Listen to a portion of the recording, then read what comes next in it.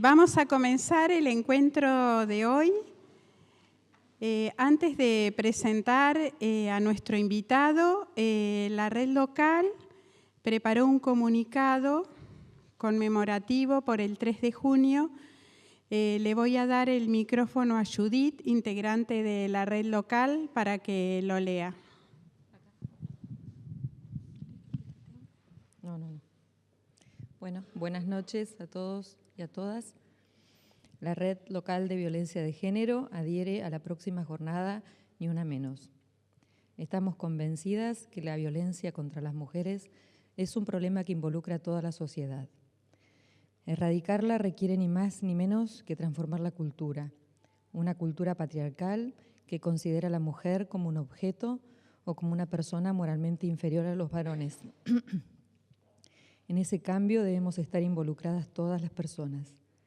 Esto necesita no solo campañas, sino también colocar el tema en el centro de la agenda de las más altas esferas de decisión política para implementar prontamente las fiscalías de género, el acceso de las mujeres en situación de violencia de género a patrocinio legal gratuito a través de los colegios de profesionales, protección y asistencia a los hijos de las mujeres asesinadas y un presupuesto adecuado, ejecutable, sin trabas administrativas ni burocráticas y susceptible del control social de toda la población. Hoy en la Argentina, investigar una mirada de género, hoy en Argentina investigar con mirada de género estos acontecimientos aberrantes no es opcional, es obligación indelegable de políticas, de policías, fiscales y jueces.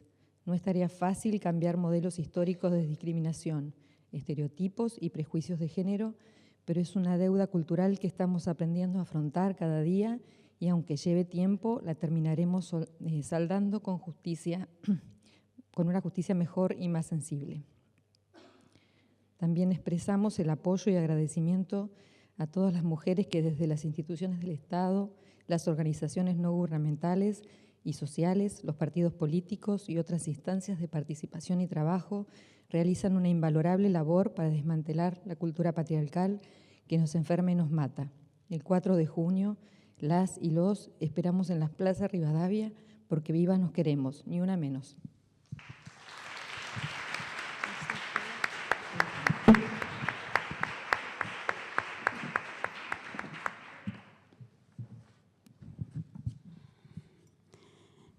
Bueno, y ahora voy a presentar a nuestro invitado de hoy.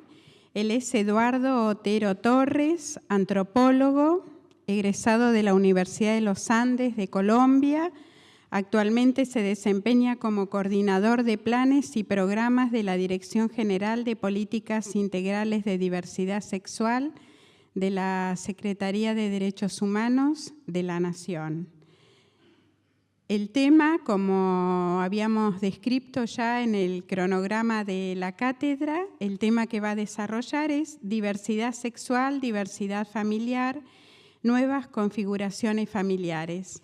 Quiero aclarar que si bien estaba anunciado en el programa inicial de la cátedra la participación de Diego Borisonic, no ha podido venir, pero Eduardo forma parte del equipo de profesionales que trabaja con él y realmente nos sentimos muy complacidos con la participación de Eduardo en este espacio. Así que gracias por estar y te damos la posta.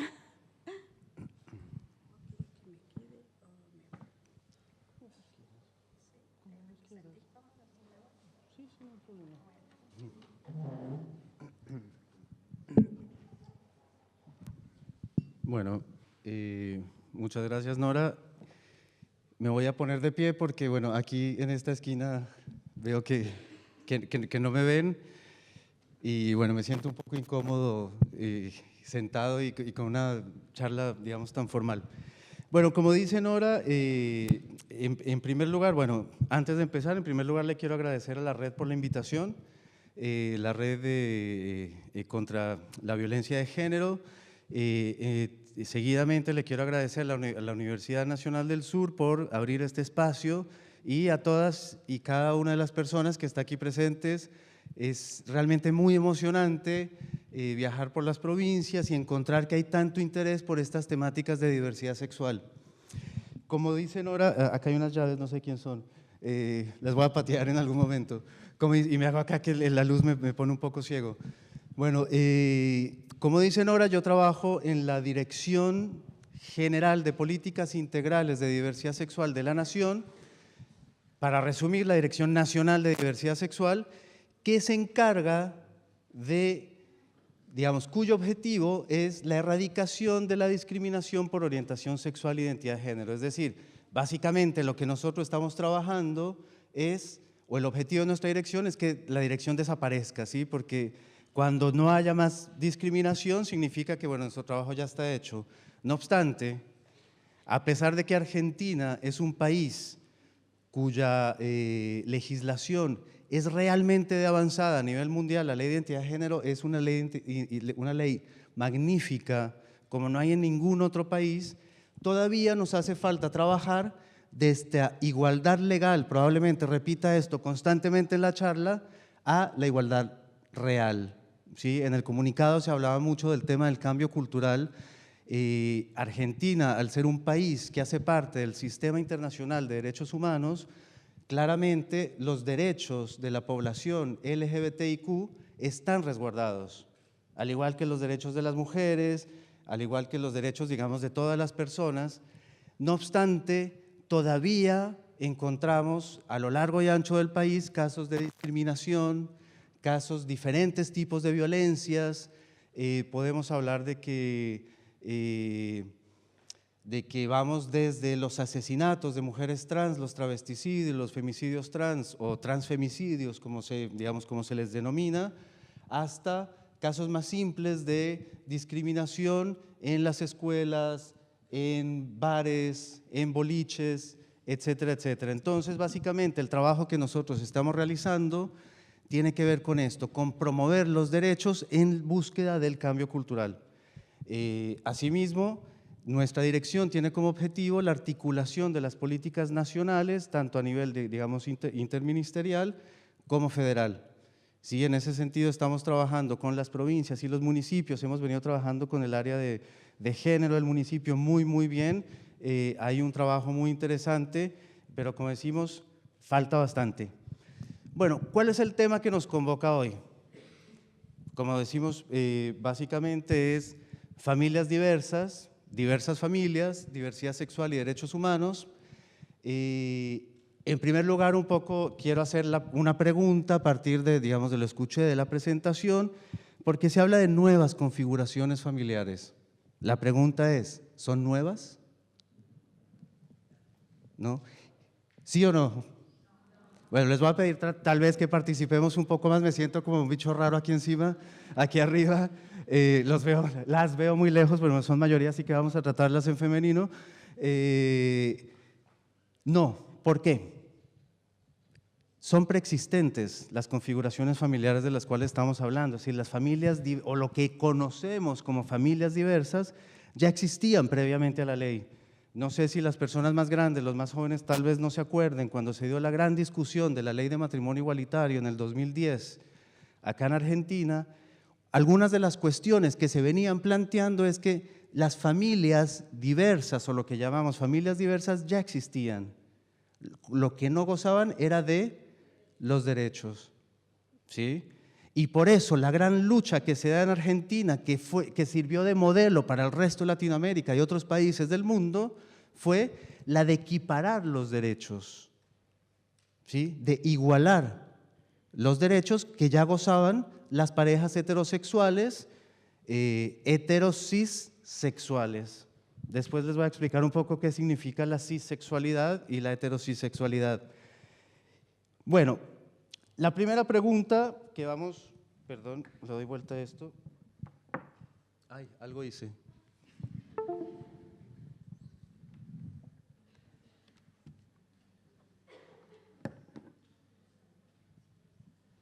Perdón, ayuda técnica.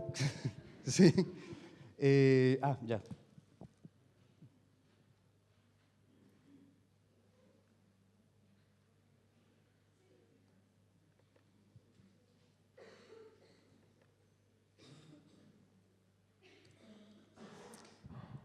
Bueno, vamos a empezar a preguntarnos algunas de las cuestiones que tienen que ver con la familia. ¿Qué es la familia? ¿Qué entendemos por familia? ¿Sí? La pregunta es, ¿desde dónde la estamos definiendo? La definición tradicional de familia lo que plantea es que una familia se configura a partir de lazos de parentesco, ya sea a partir de alianzas o matrimonios o diferentes tipos de uniones, de filiación, que por ahora, digamos, por lo general se le da preponderancia a la filiación biológica y a la filiación adoptiva. Después vamos a ver que Argentina incorpora otros tipos de filiación. Y por otra parte, a la cohabitación, es decir, compartir un mismo hogar, y por eso hablamos muchas veces de que las familias se conforman en hogares. No obstante, la pregunta es, empecemos por el tema de hogares, ¿todas las familias viven en los mismos hogares? ¿Cohabitan? No. Entonces, empezamos a entender que el concepto de familia tiene que empezar a ser cuestionado y visto desde otro lugar. Otra pregunta es, ¿todas las familias tienen la misma filiación biológica? No, tampoco, ¿sí? No solo hay filiaciones de tipo adoptivo, pero muchas veces las familias se terminan conformando a partir, no sé, de amigos que viven juntos, que se empiezan a considerar a sí mismos familias, o por ejemplo, si ustedes conocen los casos de las chicas y los chicos trans, muchas veces las chicas trans que son expulsadas de sus hogares desde muy chiquititas, terminan configurando con sus compañeras familias y muchas veces alguna de ellas ocupa el lugar de madre, las otras le dicen madre. La pregunta es, ¿son familias o no son familias? ¿Sí? Es decir, tenemos que empezar a pensar la familia desde otro lugar. ¿Este concepto es vigente o es caduco? ¿Hay otros conceptos? Es como una pregunta que queremos empezar a abrir. ¿Cuáles son los modelos de familia correctos? ¿Sí? Cuando hablamos de la familia tipo, ¿de qué tipo de familia estamos hablando? Mamá, papá, hijo. Es decir, cuando nosotros pensamos y nos imaginamos una familia, ¿qué hacemos? Cuando hacemos un dibujo de familia, ¿qué hacemos? Dibujamos una madre, un padre y un niño, generalmente varón, ¿sí? Y en la publicidad son rubios, blancos y hermosos además, ¿sí? Que no es el modelo de todas las familias. La pregunta siempre es, bueno, ¿y este modelo de familia qué es? Si nosotros vamos a otros países, por ejemplo, la antropología, yo soy antropólogo y bueno, es un tema del cual sé, la antropología desde sus inicios, cuando empieza a preguntarse sobre las configuraciones familiares, empieza a encontrar desde principio del siglo XX, bueno, finales del siglo XIX, principio del siglo XX, que hay diferentes formas de entender el parentesco, es decir, de entender quién es mi familiar. En una sociedad matrilineal, considero familia solo todo lo que viene por línea materna. Entonces, mi padre biológico no es mi padre, sino el que asume el rol paterno muchas veces termina siendo el hermano de la madre, lo que aquí en Occidente llamaríamos el tío. No obstante, en antropología se empieza a hablar del hermano de la madre, de la hermana del padre, etcétera, etcétera, en esos términos, porque los mismos conceptos que tenemos en Occidente de tío, tía, probablemente no existen en esas culturas. Entonces, desde muy temprano la antropología empieza a decir, no existe un modelo único de familia, dependen de la cultura, de la historia, ¿sí? O, por ejemplo, las familias poligámicas y poligínicas. Poligámicas son, bueno, familias en las cuales una mujer puede tener varios esposos o un varón puede tener varias esposas. ¿Esos son modelos de familia existentes o no lo son? ¿Sí? ¿Qué vínculo tienen esos modelos con el tipo de familia o con la familia tipo de la cual estamos hablando? ¿Sí? Ahora bien, otro de los temas es que hablamos, la familia se configura a partir de los roles de género. Gran tema. ¿Qué son los roles de género?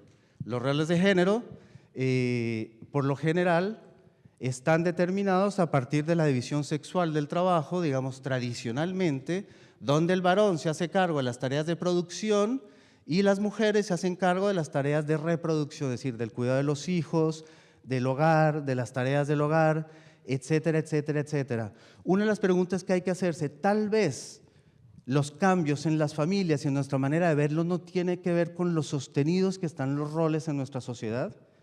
Es decir, hace poco, hoy estaba charlando con Nora,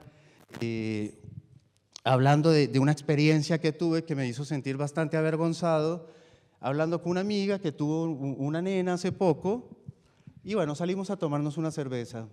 ¿Sí? La nena tiene más o menos 6 meses en este momento. Entonces yo le pregunto y le digo, che, mira, qué bueno. Y bueno, y se quedó Fran, bueno, tu marido con con tu hija, y me dijo, sí. Ah, mira, qué bueno que te ayuda. Plop, ¿sí? Mis 20 años de trabajo en género y feminismo se fueron al piso, ¿sí? Después de que me retó, me dijo, no me ayuda, es corresponsable, ¿sí? Ayuda, que me ayuda, y esos son los aspectos que tenemos todos metidos en el lenguaje y en cómo fuimos socializados. Es decir, ay, qué bueno tu marido que te ayuda, ¿sí? Que te ayuda, que lava los platos, cuida al nene cuando de vez en cuando. No ayuda, es una tarea de corresponsabilidad, porque si yo digo ayuda, estoy planteando que todavía las tareas de reproducción y del cuidado siguen siendo una tarea eminentemente femenina, mientras el varón ayuda, ¿sí? La mujer, con la liberación de las mujeres, se ganó la doble jornada laboral, es decir, sale del trabajo y tiene que llegar a la casa, hacerse cargo de todo, y el varón ayuda, ¿sí? Tal vez eso, digamos, la dificultad de pensar en otros roles de género no nos hace difícil pensar en otro tipo de configuraciones familiares, ¿sí? ¿Qué piensan ustedes cuando una familia, por ejemplo, es la mujer la que sale al hogar y se encarga de las tareas de producción y el varón se queda cuidando a los hijos? ¿Qué pensamos de ese varón? Ah, sí, es un pollerudo, ¿sí? Es un vago, es un tiro al aire, ¿sí? Hay toda una cuestión, digamos, el lenguaje está configurado de tal manera que expresa lo que socialmente nosotros consideramos que son los roles ideales de los varones y las mujeres y de las familias, y que tal vez es lo que nos cuesta empezar a cambiar. En este sentido, tenemos que empezar a preguntarnos si empezamos a hablar de familia tipo. Fíjense que ahí está entre comillas. Y es tiempo de que empecemos a hablar de tipos de familias, ¿sí? Algunas preguntas que empezamos a hacernos, porque, por ejemplo, cuando la ley de matrimonio igualitario empieza a ser discutida, no sé si ustedes se acuerdan qué se decía de las familias, qué iba a pasar con las familias. Que los hijos iban a ser homosexuales. Viene la destrucción de la familia, ¿sí?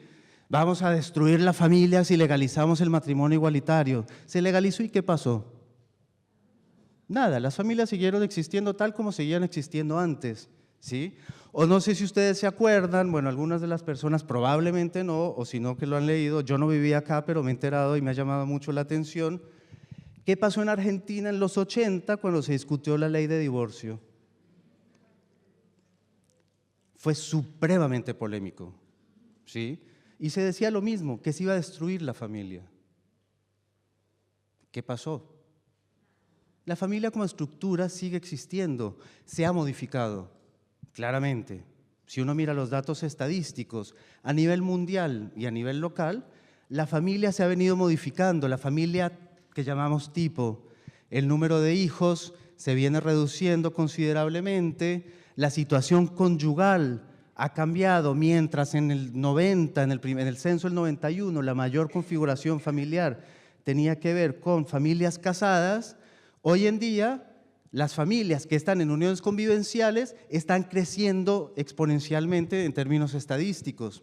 Es decir, no pasó nada. Sin embargo, en los 80, cuando se discutió del divorcio, los hijos que venían de hogares separados o divorciados sufrían mucha discriminación. Había colegios en los cuales no eran aceptados y aceptadas. Pero ¿qué empieza a suceder? Se da un cambio cultural. Entonces, ¿qué le pasa a las familias? Ay, ya. No. Ah, sí. Comúnmente escuchamos esto, la familia todavía no está preparada para, ¿sí? Ahora estaba preparada para, la preguntas, ¿tener solo hijas mujeres? Hace algunas décadas, un padre que tenía solo mujeres, ¿qué pregunta se hacía? ¿Qué le pasaba a ese padre o a esa madre? ¿Y el apellido? ¿Sí? ¿Qué pasa con el apellido? ¿Quién va a seguir mi legado? ¿Sí? ¿Legado de qué? ¿Sí? ¿Sí? El apellido se vuelve, Bourdieu lo dice en el libro Razones Prácticas, el apellido es parte del capital simbólico de las familias, el apellido se hereda. Entonces yo digo, soy Otero Torres, ¿sí? Aquí que les suena el doble apellido como una cosa casi que de alcurnia. Bueno, en Colombia es normal, todos tenemos 2 apellidos. Muchas veces me ha pasado acá y uno, Eduardo Otero Torres, y me dicen, sí, como si hubiera heredado algo, no, heredé un apellido, una historia, como todos heredamos una historia. ¿Qué pasó cuando la mujer salió a trabajar? O que gane más salario que el varón. Pero la familia sigue existiendo como estructura, se va modificando, pero la familia sigue existiendo. ¿Qué pasa o qué pasaba si se ingresaba al matrimonio no siendo virgen?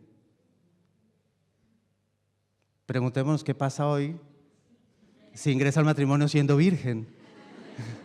¿Sí? O con el embarazo adolescente. Bueno, que es una gran problemática, pero bueno, las familias también empiezan a contener estos embarazos adolescentes. Antes el embarazo, la mujer que quedaba embarazada siendo adolescente, la familia la ocultaba. ¿Por qué la ocultaba? Por vergüenza. ¿Por qué por vergüenza? Porque estaba embarazada y entonces significaba que los valores que le había inculcado el padre y la madre estaban en duda. Entonces el honor de la familia se ponía en duda. Hoy en día se maneja desde otro lugar, desde la contención, desde el apoyo, y la familia siguió existiendo, ¿sí? ¿Qué pasa con el divorcio, los matrimonios mixtos, la unión convivencial? Muchos chicos, bueno, chicos no tan chicos, yo por ejemplo estoy en unión convivencial, y aún así empezamos a ser considerados familia. El ensamble, bueno, son mis hijos, tus hijos, nuestros hijos, y bueno, hijos, el problema de la X, y esto es un paréntesis que voy a hacer, que se utiliza como una medida inclusiva, cuando nosotros lo leemos, ¿cómo lo leemos? ¿O no? Entonces, ¿es inclusiva? No, porque seguimos leyéndolo en el genérico masculino, ¿sí? Y además otra cuestión que es importante, esto es un paréntesis nomás porque es un tema que hemos venido trabajando mucho últimamente, a las personas ciegas que les lee la computadora, la X no la lee. Entonces una medida que busca ser inclusiva termina excluyendo a algunas poblaciones. Pero bueno, es una solución que tenemos hoy en día para dar cuenta de una intención de exponer el patriarcado en el lenguaje. ¿Qué pasa si con la adopción de niños orientales, afrodescendientes o una familia sin hijos? ¿Sí? Bueno, varones viudos, madres solteras o un padre judío que tiene su hijo sin circuncisión. No sé si ustedes saben que el judaísmo se hereda por vía materna.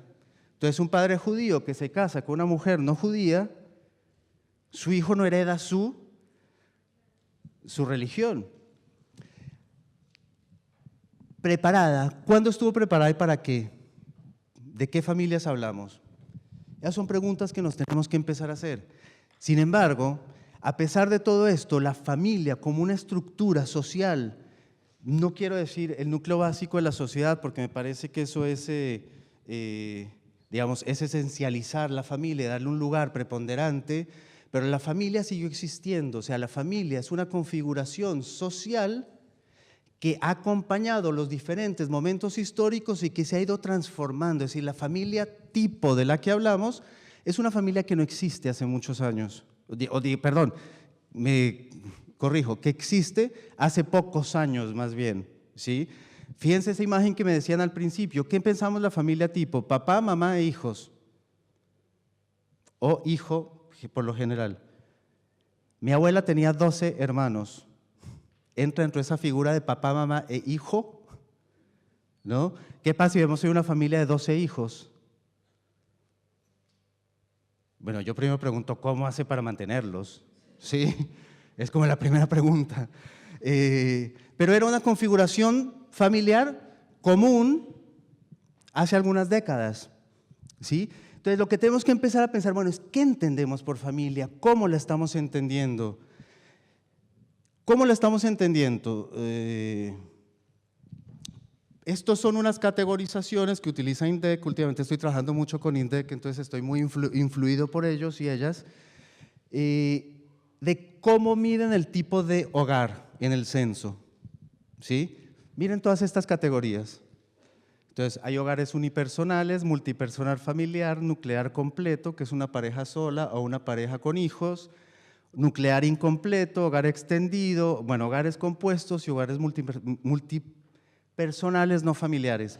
¿Qué me está dando cuenta esto en términos de las categorías? Estas son categorías que se utilizan a nivel internacional en los diferentes censos, son acuerdos internacionales que se utilizan acá para el censo.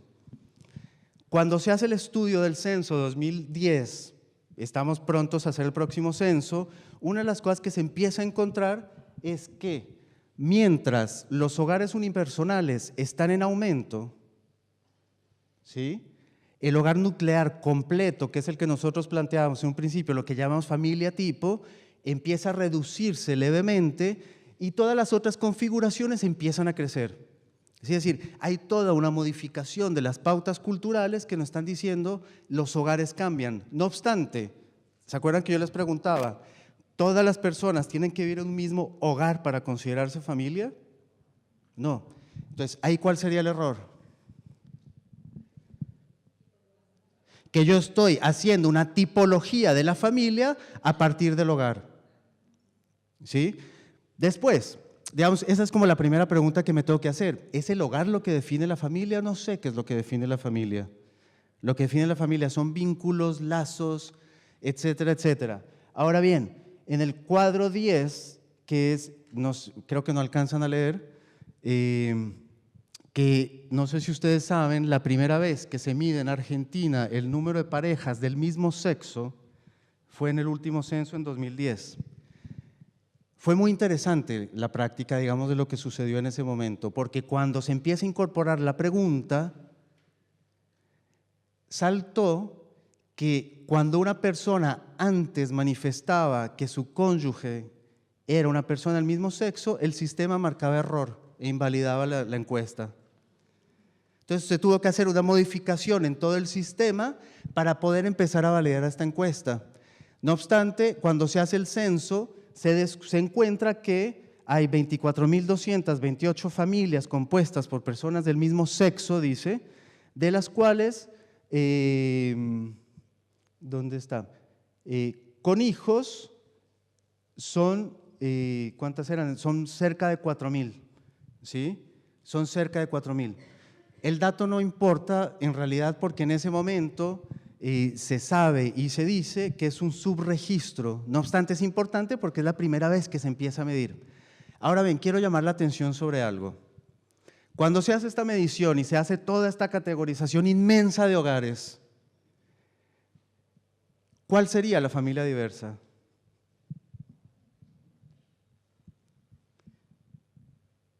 Cri, cri. Bueno, por favor, yo sé que está llenísimo el salón y que es difícil, pero bueno. Bueno, y es algo que quiero empezar a plantear, y es la diversidad familiar, es decir, mi familia es parte de la diversidad familiar, como la de ella, como la de ella, como la de él, es decir, todas las familias hacen parte de la diversidad. No obstante, nosotros estamos pensando diversidad familiar como algo externo, es decir, como que seguimos pensando que hay una familia tipo, que es la familia heterosexual, o donde las personas que la conforman, hay un padre y una madre, ya estén divorciados o no divorciados, o que estén ensambladas, o que sean mixtas, etcétera, etcétera, pero un poco lo que se plantea es, bueno, la diversidad está afuera, pero tenemos que empezar a entender que todas las familias somos parte de la diversidad, ¿sí? Es decir, la familia tipo, la que hablamos, es un tipo de familia o familia nuclear. ¿Es claro esto? ¿Sí? ¿Por qué es importante? Porque cuando hablamos de diversidad familiar, estamos hablando de todas las configuraciones familiares, ¿sí? Es decir, yo les hago una pregunta.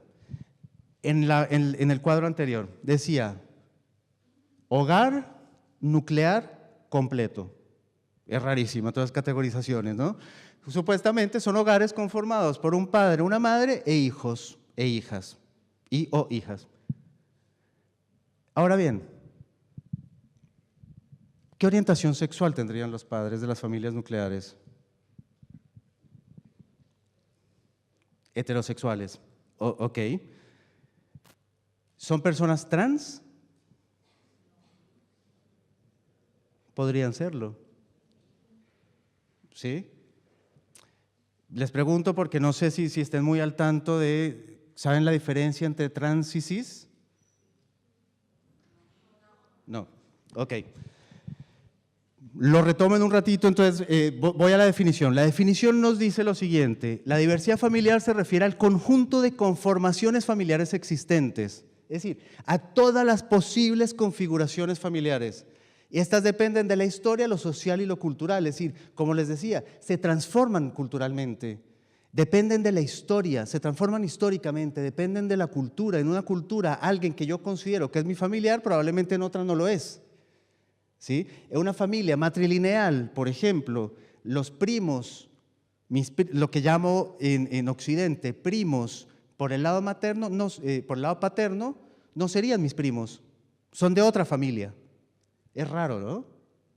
Porque nosotros fuimos configurados bajo un sistema de parentesco ambilineal, es decir, nosotros consideramos las dos líneas parte de nuestras familias y nos resulta extraño pensar en otro tipo de configuraciones, pero las configuraciones también son familias.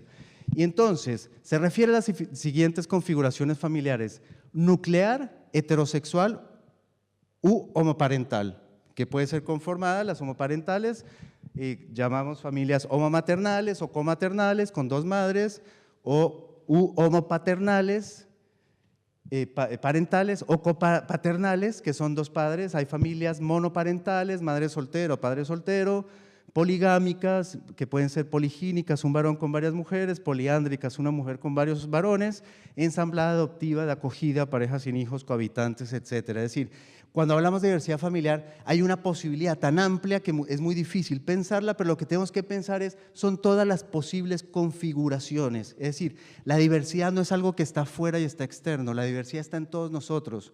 ¿Por qué es importante pensar en esto?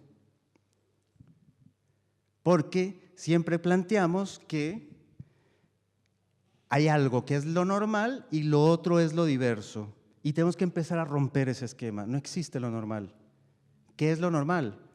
Lo normal, la familia normal es la familia compuesta por un varón y una mujer, ¿sí?, que nacieron con un cuerpo masculino y femenino a su vez, es decir, un varón con pene y una mujer con vagina, ¿sí? Es claro esto, es decir, es binario, biologicista y heteronormativo, es decir, la familia tipo que consideramos normal es la familia heterosexual compuesta por un varón con pene y una mujer con vagina. Eso es lo que llamamos cisgénero, ¿sí?, que es lo contrario a transgénero, que además la función principal es la reproducción de la familia, pero no necesariamente la reproducción. ¿Qué pasa en las familias sin hijos? Entonces, ¿cuál sería la función ahí? O las familias de acogida, ¿sí? A ver, entonces, vamos a empezar a encontrar también que la diversidad familiar, y eso es algo que quería plantear ¿cómo se llama?, de la diapositiva anterior, que cuando pensamos en diversidad familiar, por lo general estamos pensando en parejas conformadas por gays y lesbianas con hijos. Sin embargo, cuando empezamos a hablar de familias diversas o diversidad familiar con perspectiva de diversidad sexual, tenemos que empezar a encontrar esto. Por ejemplo, encontramos diferentes tipos de familias. Hay familias homoparentales, como ya las mencioné, comaternales, copaternales. Hay familias nucleares de lesbianas, gays, bisexuales sin hijos. Es decir, yo les digo, cuando hablamos de la familia tipo, la familia nuclear, ¿pensamos en una familia conformada por dos lesbianas? No. Sí, ¿cuál si yo les pregunté al principio? ¿Cuál es la familia tipo? Pensamos en varón, mujer e hijo. Varón, mujer, cis e hijo. Pero también se conforman por otras, digamos, la familia nuclear también puede ser pensada desde la perspectiva de diversidad sexual, no es otra familia. ¿Sí? Por otra parte, puede haber una familia heterosexual no tipo, entre comillas, es decir, una familia conformada por una mujer trans y un varón trans, ¿sí?, Es decir, una mamá y un papá trans que están juntos, esa es una opción a la X, que están juntos o pueden estar con una pareja cis, por ejemplo, Florencia Lavey. Florencia Lavey está casada con un varón cis, heterosexual, ella es heterosexual, tienen 2 hijos, hizo una familia nuclear trans. Y se puede decir, es parte de la diversidad familiar desde la perspectiva de diversidad sexual. ¿Sí es claro esto? ¿Sí? ¿Qué otras configuraciones? Por ejemplo, mamá soltera. Cuando pensamos una mamá soltera, ¿pensamos que ella es lesbiana o podría serlo? No. Siempre pensamos en que es heterosexual. Y esto es a lo que tenemos que empezar a romper, es la heteronormatividad. Cuando yo conozco a alguien, no sé, yo vengo y la conozco a ella, hola, ¿cómo estás? ¿Cómo te ha ido? Qué bien, no sé qué, Le pregunto, che, ¿tenés novio? Estamos indicando constantemente, es decir, estamos esperando la heterosexualidad del otro. Entonces, ella me dice, qué sé yo, me dice, tengo novia. Ay, ups, perdón, no quería qué. ¿Sí? No quería meterme en tu privacidad, pero bueno, si te metes en la privacidad todo el tiempo, ¿sí? ¿Cuál es el problema de que sea lesbiana? No sé si les ha pasado eso, de la pregunta de, no, soy gay. Ay, perdón, no quería decir nada. ¿Decir qué? ¿Acaso está mal ser gay? ¿Está mal decirlo? Pero todavía tenemos metido en la cabeza que está mal decirlo y serlo, ¿sí? Estamos heteronormados, tan heteronormados que la expectativa del otro siempre es heterosexual. O por ejemplo, una mujer embarazada, la pregunta siempre es, ¿y quién es el padre? ¿Tiene marido? ¿Quién sabe? De pronto utilizó una técnica de reproducción médicamente asistido con un donante de gametos anónimo, no tiene ni idea y no importa. Pero tenemos tan asumido que la función de la familia tiene que ver con la reproducción biológica que nos cuesta pensar en otras posibilidades de configuraciones familiares y en otras posibilidades de tener hijos. O por ejemplo, una de las cosas que está pasando, puede llegar un hombre embarazado, ¿sí? Un varón trans, es decir, un hombre que nació con vagina, puede quedar embarazado y ser padre. Ups, ¿sí? Pero puede pasar, y eso también es parte de una familia, ¿sí? Una pareja trans conformada por una mujer trans y un varón trans, el varón puede quedar embarazado y ser padre. O también podemos hablar, y se está empezando a encontrar hoy en día, la triple filiación, es decir, una familia conformada, una familia conformada por 3 varones o por 2 mujeres y un varón, y que han sido reconocidas ya legalmente a través de diferentes fallos del Poder Judicial. ¿Sí? O la triple filiación de hijos e hijas, hijos que tienen 3 padres, bueno, un padre, 2 madres, o que hasta pueden tener 3 padres. Es decir, lo que está empezando a suceder y lo que se está empezando a visibilizar hoy en día es la existencia de estas configuraciones sociales, familiares, preexistentes. Solo que hoy en día la diferencia es que gozan de los mismos derechos. El problema es que hay discriminación que no permite que puedan acceder a esos mismos derechos. Y para terminar, cuando pensamos también en diversidad familiar, también pensamos en familias con hijos LGBTIQ, es decir, una madre, una familia que tiene un niño o una niña trans, o que tiene un niño o una niña intersex. Después vamos a ver un poco qué pasa en esos casos. Entonces, la idea es que vamos a empezar a mirar, bueno, ¿qué entendemos por familias desde la perspectiva de diversidad sexual? ¿Y qué sucede con estas familias en diferentes ámbitos y en diferentes temas? Nada, yo les pido, me siento un poco raro hablando solo, así que les pido participación, preguntas. La idea es abrir un espacio de preguntas al final, pero bueno, si tienen alguna duda o algún comentario, podemos irlo haciendo. Así que bien, cuando hablamos de familias diversas, hablamos de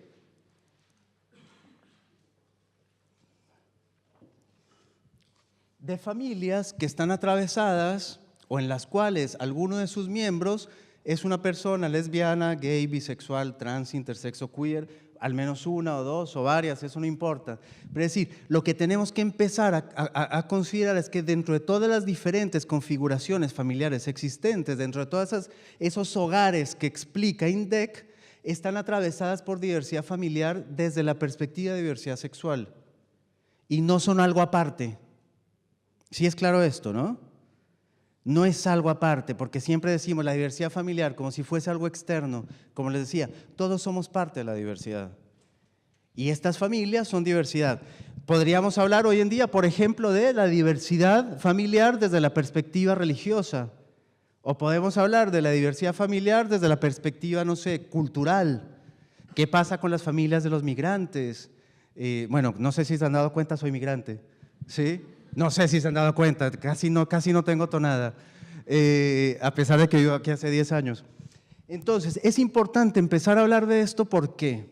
Porque la palabra genera mundo, es decir, lo que no se dice no existe, y lo que no existe no lo podemos comprender y no lo podemos visibilizar. Y es importante que visibilicemos, pero la pregunta es, ¿desde dónde lo estamos visibilizando? ¿Sí? Porque uno puede visibilizar desde el prejuicio. ¿Sí? Entonces visibilizar desde, es una familia que no es normal, que los hijos le van a salir todos gays, lesbianas, que los van a enseñar, o como dijo la fantástica de Mirta Legrand cuando le decía a Piazza, le dice, ¿y no te da miedo que, cómo fue que dijo? Que los puedas abusar, ¿no? Más o menos lo acusó por ser homosexual, porque tenemos todavía esas ideas muy metidas en la cabeza. Eso es lo que no hay que visibilizar, lo que hay que empezar a visibilizar es desde el reconocimiento de derechos. ¿De qué derechos estamos hablando? ¿El derecho a la familia qué derecho es? Es un derecho, no sé, es un derecho humano, ¿sí? El derecho a la identidad, que es un derecho personalísimo, ¿qué derecho es? Humano. Ahora la pregunta es, ¿las lesbianas, los gays, las personas bisexuales, trans, intersex y queer son humanas? Sí. Entonces estamos hablando simple y llanamente de derechos humanos, no estamos hablando ni de nada más ni de nada menos. Estamos hablando de derechos que tenemos todos simplemente por el hecho de ser. Todos y todas simplemente por el hecho de ser, de nacer. Ahora bien, es importante esto, porque la pregunta, me acuerdo hace poco, y por eso puse esta pregunta abajo, en una entrevista que nos hacían, nos preguntaban, bueno, ¿y hay restricciones legales para el tema de las familias diversas? No hay ningún tipo de restricción legal. Hay algunos vacíos normativos que hay que empezar a cuestionarse, hay que empezar a llenar, pero no hay restricciones legales. Lo que sí hay son cuestiones sociales y culturales que hay que empezar a cuestionar. Hay que empezar a cuestionar, como por ejemplo, ya lo mencionaron, el tema de la vergüenza. ¿Sí? Hoy lo hablaba con Nora, creo que la conversación de hoy de Nora me llenó de ejemplos. ¿Qué le pasa a un padre cuando su hijo viene y le dice, papá, soy gay? O a una madre, papá, soy lesbiana. ¿Qué le pasó a Gabriela Mancilla, la madre de Lulú, la primera niña trans en el mundo en obtener su DNI a los 5 años? Si no, léanlo en su diario Yo Nena, Yo Princesa, cuando a los 2 años le dice Yo Nena, Yo Princesa. ¿Qué hizo el padre? Primero le dijo, no, vos sos nene, ¿sí? ¿Qué fue? Fue y le compró una camiseta y un balón de fútbol, que creo, hasta donde me acuerdo, terminó después puesto casi como una peluca para Lulú, ¿sí? Es decir, ¿qué hacemos nosotros? Sentimos culpa, sentimos vergüenza. La pregunta es, papá, soy gay. Bueno, aún así te quiero. ¿Sí? ¿Chan qué? ¿Sí? Papá, soy lesbiana. Y bueno, nada, no sé, el apellido, no sé qué va a pasar, etcétera, etcétera. Pero no importa, vos sos el amor de mi vida, te sigo queriendo. Te acepto como sos. Y uno se pregunta, ¿y por qué tiene que decir te acepto como sos si él aún así te quiero? ¿Por qué? Porque nos enseñaron históricamente que la homosexualidad es algo que se puede aprender o que tiene que ver con… la madre empieza a decir, ¿qué hice, Dios mío? ¿Sí? ¿Qué hice? Fui muy sobreprotectora. El mal leído le dice, fue tu culpa que no estuviste acá. Tenemos esta idea de la figura materna y paterna y que la homosexualidad es algo que se construye en el proceso de socialización de los niños. Y yo les hago una pregunta a las personas heterosexuales que están aquí presentes. ¿Cuándo sintieron ustedes que eran heterosexuales? ¿Alguna vez se lo preguntaron? No. ¿Por qué no se lo preguntaron? Porque es evidente, ¿sí? Porque es lo normal, es lo que se espera, ¿sí? Entonces el padre, cuando el hijo le dice, papá, soy gay, el padre lo primero que dice es, bueno, lo primero no, entre las 80,000 cosas que dice después de desmayarse, es, ¿y el apellido? ¿Sí? ¿Quién le garantiza qué? ¿Sí? O dice, Dios mío, no voy a tener nietos. ¿Y quién le garantiza que su hijo heterosexual va a tener nietos? ¿Sí? No me va a acompañar nadie cuando sea grande. ¿Y quién garantiza eso? ¿Sí? Es decir, lo que se pone en juego ahí son las expectativas de los padres sobre los hijos. Entonces, cuando nace la nena, él ya se está imaginando, o la madre o él se está imaginando ya casi el futuro de la nena. Entonces está diciendo, bueno, esta nena se va a casar, va a tener tantos hijos, empieza a ahorrar, no sé, para el casamiento. Estoy hablando de una familia muy tradicional, ¿no? No es lo que sucede en todos los casos. Estoy, digamos, exagerando un poco como para poder poner en evidencia lo que nos sucede. Porque ¿qué es lo que nos sucede? Que nosotros fuimos criados con una matriz de pensamiento que nos dice que este cuerpo que nace con una vagina va a tener este camino de vida, y cuando el camino de vida no es ese, nos da vergüenza, nos sentimos culpables. La vergüenza viene de que nos enseñaron que es culpa del hogar, de la falta de figura paterna y figura materna. Yo les pregunto, ¿y qué pasa si el padre muere siendo muy joven y no hay figura paterna? No sé si pase nada, porque el rol de la familia tiene que ver más con la contención, con el acompañamiento, con el cuidado, que lo puede dar cualquiera de las dos personas. Voy a poner un pequeño video. Bueno, también esto, ¿no? Si mi hijo homosexual no va a tener familia. ¿Quién dijo que el sentimiento de familia es una cosa inherente a las personas heterosexuales, al igual que, no sé, la maternidad? ¿Son todas las mujeres maternales? No, ¿sí? No existe una cosa como la maternidad como una cuestión natural, ¿sí? Eso es una de las cuestiones que el feminismo claramente desde los 70s ha cuestionado de manera muy importante. No existe esto, pero lo que sí existe es nuestra expectativa, en la cual nosotros le enseñamos desde muy chiquititos al otro y a la otra qué es lo que esperamos de él. Lo decimos nosotros siempre en las capacitaciones. ¿Qué hacemos, por ejemplo, cuando un niño se cae? Varón. No llores, no seas maricón, no seas nena. Sí, pero es el no llores, ¿no? Exagerado, me están grabando, perdón, no puedo decir malas palabras. ¿Y qué hacemos con la nena? Ay, pobrecita, mi amor, ya te va a sanar. No le quede ninguna cicatriz, por favor. Sí, etcétera, etcétera. Sí, es decir, hasta el dolor lo manejamos desde una perspectiva de género, pero que lo que tenemos que entender es que tiene que ver con cierto sistema de pensamiento, el sistema binario, heterosis normativo, patriarcal, que nos enseñó eso. Vamos a ver, voy a poner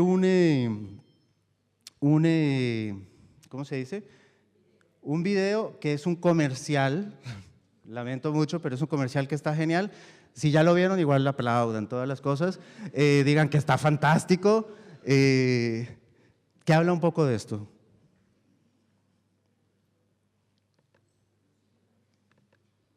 Ay, lo tengo que encontrar primero.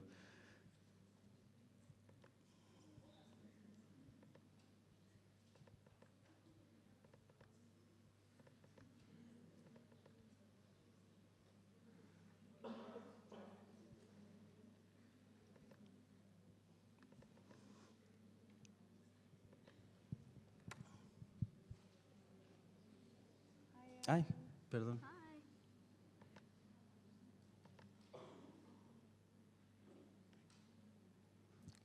Ayuda técnica.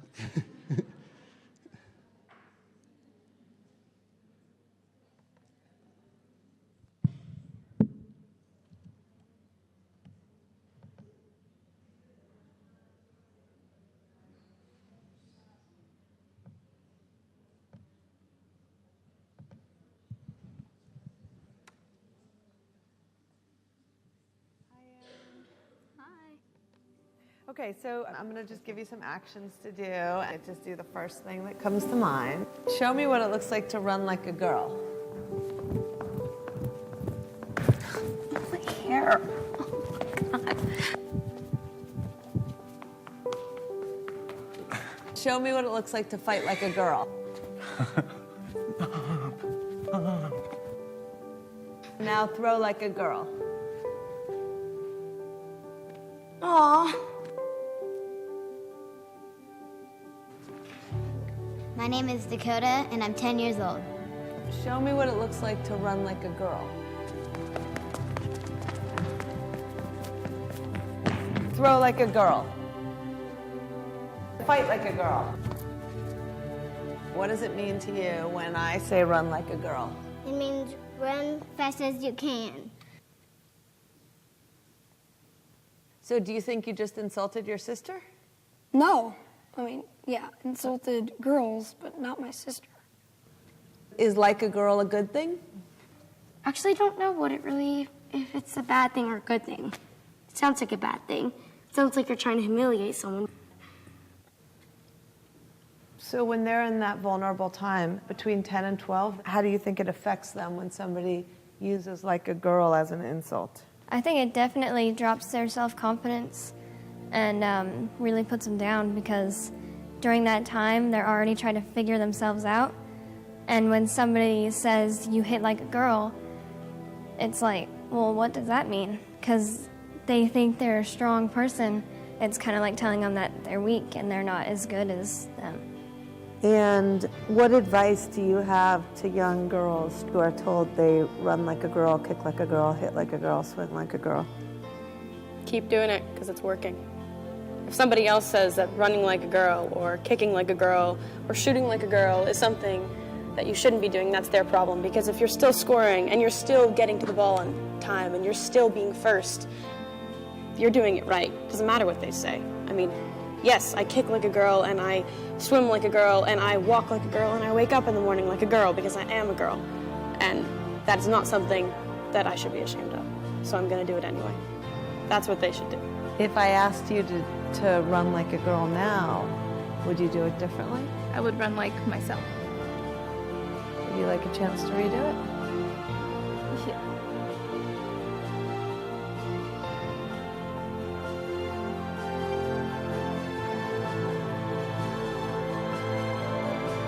Why can't run like a girl also mean win the race?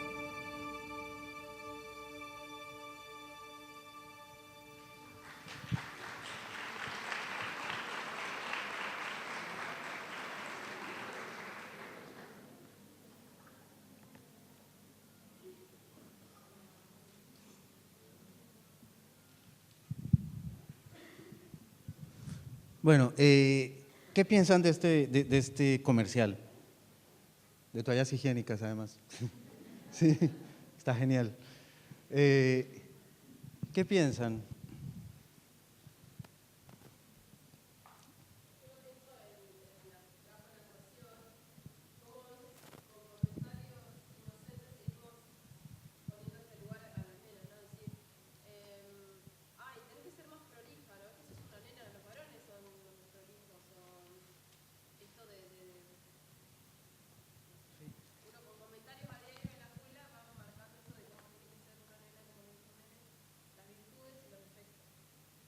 Un poco lo que estamos planteando y lo que plantea el video es precisamente eso, y es nosotros constantemente, ya que construimos una serie de representaciones sociales e imaginarios respecto de lo que es ser mujer y ser varón. Entonces, sentate como una nena. ¿Qué significa eso? Séntate bien, comportate de tal forma, hace tal cosa, hace tal otra.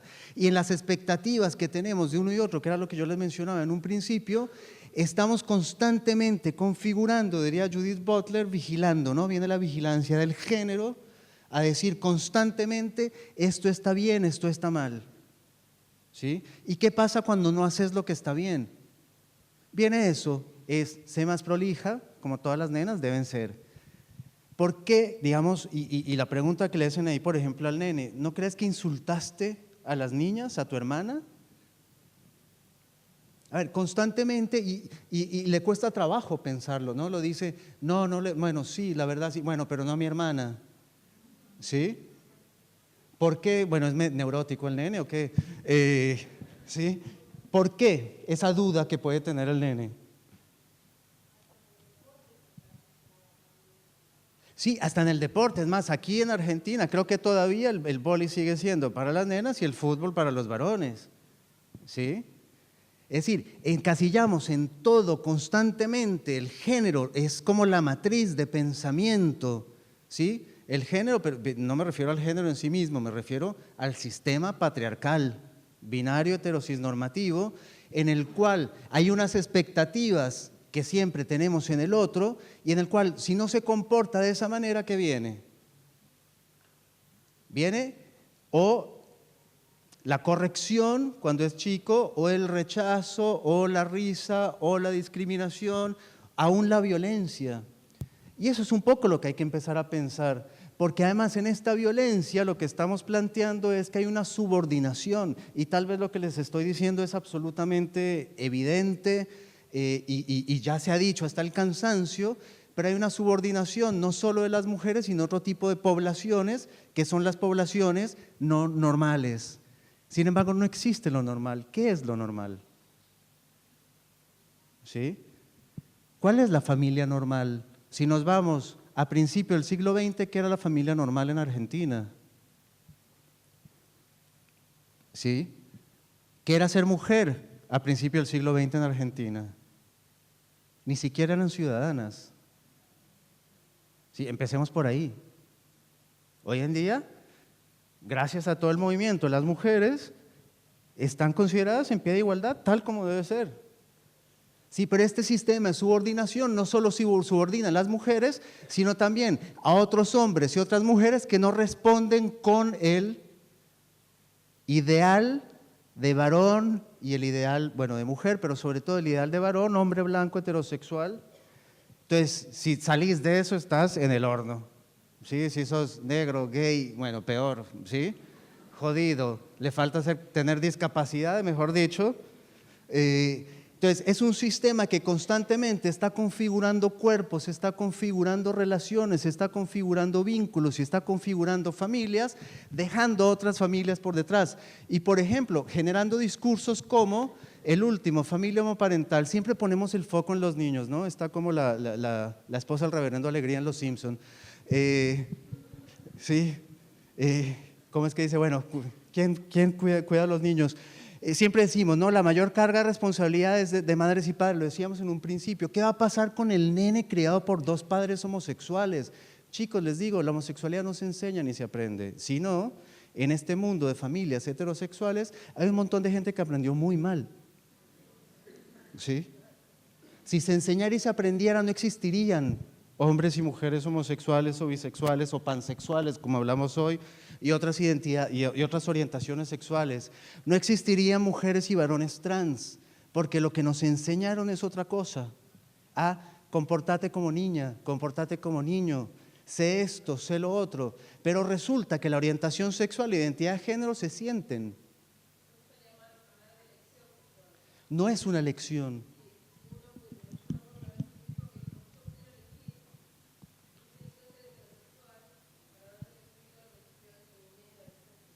Claro, si pudiera elegir.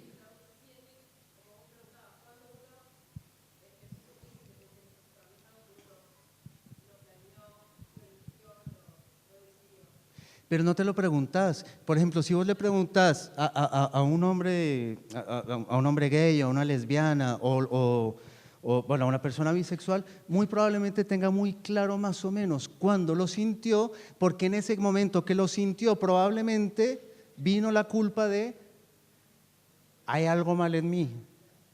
¿Sí? Yo soy ese insulto que dicen todo el día. Yo soy eso que dicen que está mal. Y tienen mucha conciencia de eso. Por ejemplo, las mujeres trans, el otro día estaba hablando con una mujer trans, bueno, en un trabajo que estamos haciendo, yo les pregunto, ¿cuándo se dieron cuenta cada uno y cada una de ustedes que eran varones o mujeres? Probablemente no lo saben. ¿Sí? La respuesta a veces es, no sé, tal vez desde siempre. Y ella me decía, yo sí lo tengo muy claro porque apenas lo sentí y lo dije, vino la vigilancia del género. En ese momento sentí el peso de la sociedad patriarcal encima mío. Es más, muchas chicas trans, cuando empiezan a expresar su identidad de género, son expulsadas de sus hogares. No sé si lo saben, ¿sí? La mayor parte de mujeres trans son expulsadas de sus hogares y la mayor parte de ellas terminan en situación de prostitución, sobre todo muy chiquititas. Según los últimos estudios, el último estudio que se hizo, que se llama La Revolución de las Mariposas, se encuentra que el 70 y pico por ciento, casi el 80% de la población encuestada está en situación de prostitución. Y de ese 80%, el 76% de ellas se iniciaron o empezaron la situación de prostitución entre los 11 y los 18 años. Porque apenas expresan su identidad de género, viene toda la vigilancia del género a decirle está mal, está mal, está mal, son expulsadas de sus hogares, se tienen que ir de su hogar, de su escuela que también las expulsa, del barrio que también las expulsa, tienen que ir muchas veces a otras ciudades lejanas y ¿qué hacen a los 11, 12, 13, 14, 15 o 18 años en la calle? ¿Sí? Y eso es culpa de los estereotipos y los prejuicios que tenemos todos nosotros insertos, en los cuales todos nosotros fuimos criados y criadas, y por eso parte del proceso tiene que empezar por pensarnos a nosotros mismos, por pensarnos desde dónde estamos pensando, qué categorías tenemos. Hay que desnaturalizar lo que tenemos naturalizado, ¿sí? Desnaturalizar todo, esto del femenino, el masculino, el qué se hace, el qué no se hace, porque es muy revolucionario, por ejemplo, bueno, yo que soy cero fan del mundial, lo admito. Hace poco, no sé si les llegó a ustedes, está corriendo entre los mundos del feminismo el álbum del Mundial Alternativo, que está genial, y que tiene país por país figuras de mujeres famosas. Sí, en Argentina aparece Evita, aparece, bueno, María Elena Walsh, etcétera, etcétera, pero siempre es la primera mujer en ser astronauta, la primera mujer en ser tal cosa, y la pregunta es, ¿por qué nos sorprende tanto? Porque no es natural para nosotros, ¿sí? Pero eso nos sirve para desnaturalizar, y está buenísimo, y ese es el, digamos, bueno, me estoy yendo de tema, perdón, pero ese es la gran maravilla que tienen las vidas de estas mujeres, que son las que nos han permitido abrir puertas y pensarnos a nosotros mismos y cambiar la sociedad. Bueno, cierro este paréntesis porque me fui por otro lado. O por ejemplo, ¿qué es lo que decíamos? Bueno, es complejo y difícil tener un hijo o una hija LGBTIQ, pero es atroz si es trans o intersex, ¿sí? Estamos preparados para un hijo, para madres, padres, abuelos. Por ejemplo, muchas veces pasa, una familia diversa desde la perspectiva de diversidad sexual, puede ser que de repente mi padre se identifique como trans. Entonces él de repente un día me dice, no, ya no soy tu padre, soy tu madre. Y yo digo, ¿perdón? ¿Sí? No, probablemente siempre lo fue, pero la sociedad le cayó con un peso tan fuerte encima que tuvo que vivir su vida siendo quien no es. Y eso es lo que la ley de identidad de género genera hoy, le permite a los niños y niñas como sujetos plenos de derechos ser quien son. ¿Sí? Y nadie tiene derecho a decirle a alguien que no sea lo que es y lo que siente ser. Lo que decías de la elección es muy importante tenerlo en cuenta, porque yo les pregunto a los heterosexuales y a las heterosexuales, ¿cuándo eligieron su orientación sexual? Nunca. ¿La sintieron?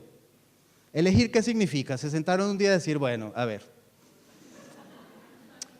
hay penes, hay vaginas, me gusta esto, me gusta lo otro, veamos los beneficios de esto, hago una tabla, comparo,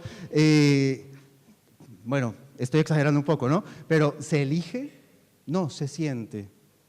¿Por qué decimos cuando hablamos de las otras orientaciones no hegemónicas, hablamos de su elección sexual? ¿Sí?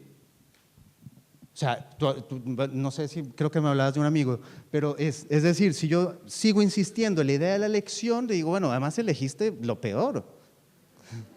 ¿Cómo se te ocurre? ¿Sí?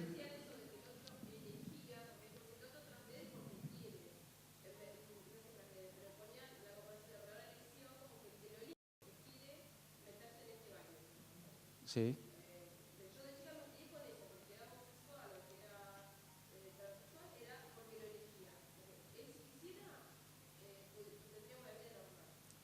Claro. Sí. No, pero eso es lo que nos enseñan, es decir, ¿qué es una vida normal?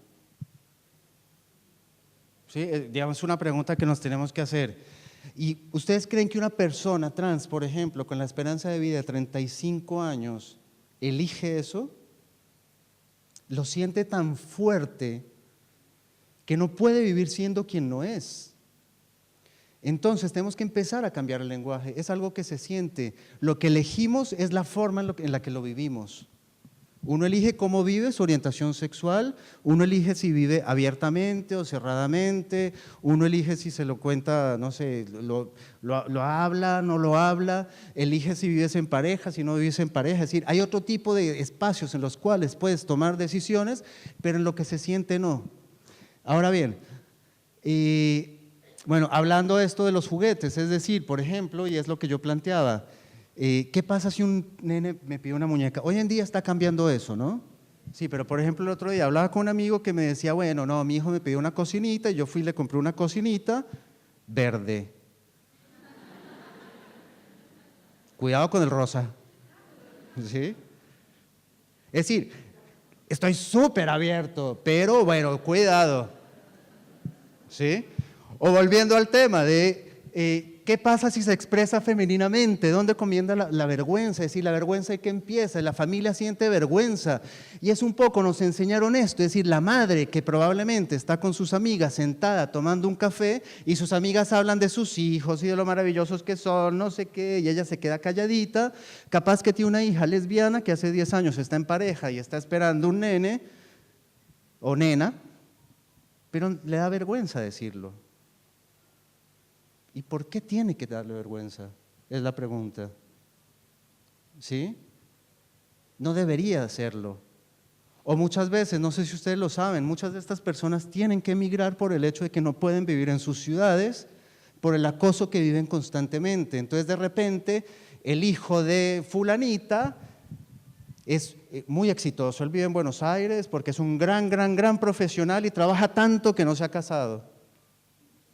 No, flaca, es gay, tal vez no te lo quiere decir, ¿sí?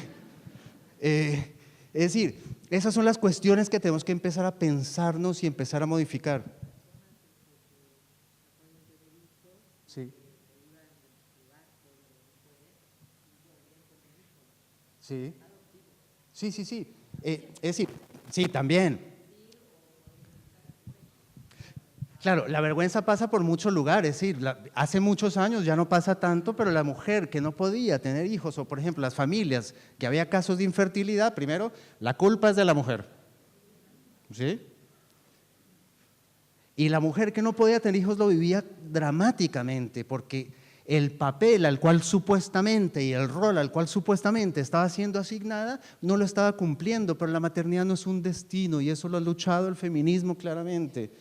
Es una decisión, y eso es lo que plantean los derechos sexuales y reproductivos, la capacidad y la posibilidad de elegir y tomar decisiones al respecto. Y otra cuestión es la sexualidad, la pensamos siempre desde dónde, desde la reproducción, pero la sexualidad también tiene que ver con el placer. ¿Sí? Cuando hablamos de las funciones de los genitales, generalmente hablamos de la función reproductiva, pero también tienen funciones con el placer, y eso se nos olvida mucho. Perdón, había una mano.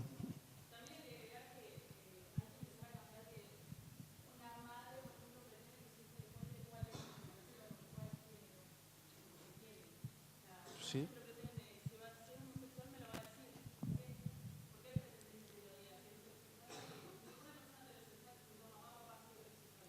Claro, bueno, eso también es importante, ¿no? Es casi como una confesión. Sí, es una cuestión muy confesional, ¿no? Entonces es la pregunta, ¿y ya le dijiste a tus padres? ¿Y ya todo el mundo sabe? ¿Y ya lo contaste? Es como si estuviéramos, sí, empieza a trabajar y bueno, ¿ya le dijiste a tus compañeros que eres torta? Porque bueno, no sé, algo puede pasar, pero nadie está diciendo, hola, mucho gusto, mira, soy heterosexual. Ay, ups, perdón, no me quería meter en tus... Sí, a ver, hay una cuestión que quiero plantear y que tiene que ver con eso, bueno, es un poco el marco, y es cuando muchas veces se habla de esta cuestión del, ay, perdón, no me quería meter, hace parte de tu privacidad. Yo les pregunto, ¿la heterosexualidad es privada? Cuando una pareja heterosexual camina en la calle agarrada de la mano, ¿está siendo privada su orientación sexual? No, es pública constantemente. Cuando yo voy a la oficina, bueno, aquí este es un ámbito educativo, pero bueno, yo trabajo en la oficina y llego a mi escritorio y pongo la foto de mi familia con mis hijos, estoy hablando de mi orientación sexual. Es decir, constantemente estamos tan acostumbrados de hablar de orientación sexual que decimos, no, pero no, sobre la homosexualidad, no hay que decirla, no hay que contarlo. ¿Por qué? ¿Por qué creemos que no hay que decirlo? Porque lo van a mirar diferente, pero también porque cuando hablamos de una persona gay o lesbiana nos metemos en la cama de esa persona. Nos estamos metiendo en la cama de todo el mundo, pero nadie me invitó. ¿Sí?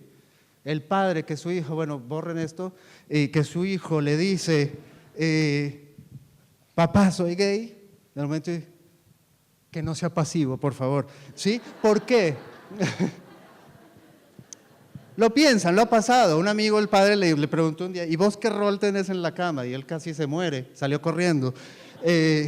¿Por qué nos interesa tanto eso y no nos preguntamos por la sexualidad y las prácticas sexuales de los heterosexuales? Capaz que su hija es recontra swinger, pero bueno, como está en una familia heterosexual, eso no se pregunta porque es normal, etcétera, etcétera, etcétera. Pero nos metemos constantemente en la cama de las personas homosexuales, pero cuando hablamos de esas orientaciones sexuales estamos hablando de amor, de afecto, es decir, siempre nos preguntan, yo, bueno, estoy un poco hablando de cosas que voy a hablar después, siempre nos preguntan, por ejemplo, bueno, ¿y cómo le explico al nene o a la nena? ¿Cómo le explico qué?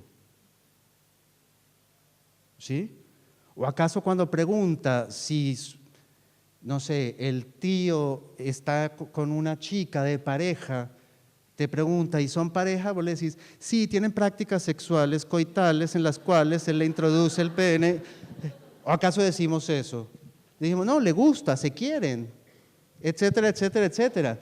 ¿Por qué creemos cuando hablamos de homosexualidad nos metemos en la cama del otro? Si me pregunta mi hijo, ay, mi tío Carlos está con Pedrito, le digo, sí, porque se quieren. No estoy diciéndole, no necesito decir nada más. Porque la orientación sexual no solo se refiere a prácticas sexuales, pero nosotros tenemos la idea tan arraigada de que cuando hablamos de orientación sexual, homosexual, bisexual, pansexual y las no hegemónicas, de que estamos hablando solo de prácticas sexuales, pero la heterosexualidad, al igual que la homosexualidad, se refiere a amores, afectos, a parejas, a hogares, etc. Podemos hablar de eso, viven juntos y se quieren mucho. No hay que explicar mucho más que eso. Los niños hoy en día, y lo hemos hablado, lo entienden también desde otro lugar. Ahora bien, pasamos. Bueno, los mitos, un poco lo que planteamos, hay ciertos mitos de las familias, ¿no? Está el mito de la pedofilia, de la perversión, pero esta es solo aplicable a parejas homoparentales, formadas por dos varones gays, o uno bisexual, o dos bisexuales. Bueno, será por ello que nos escapan tantos pedófilos, es decir, no miramos a las parejas heterosexuales, consideramos que la pedofilia es un problema de la homosexualidad, pero no miramos que en los números la mayor parte de abuso sexual viene de personas heterosexuales con vínculo familiar muchas veces. Perdón, no te escucho. Sí, sí.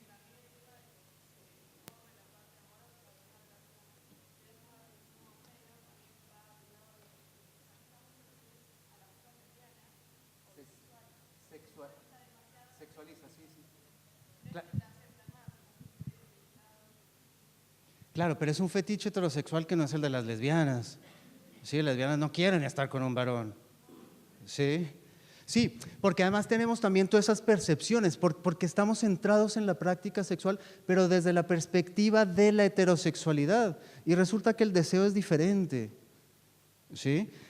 Ahora bien, falta la función paterna y la función materna, como yo lo decía en un momento. Bueno, no hay esa necesidad. ¿Cuál es la función del padre?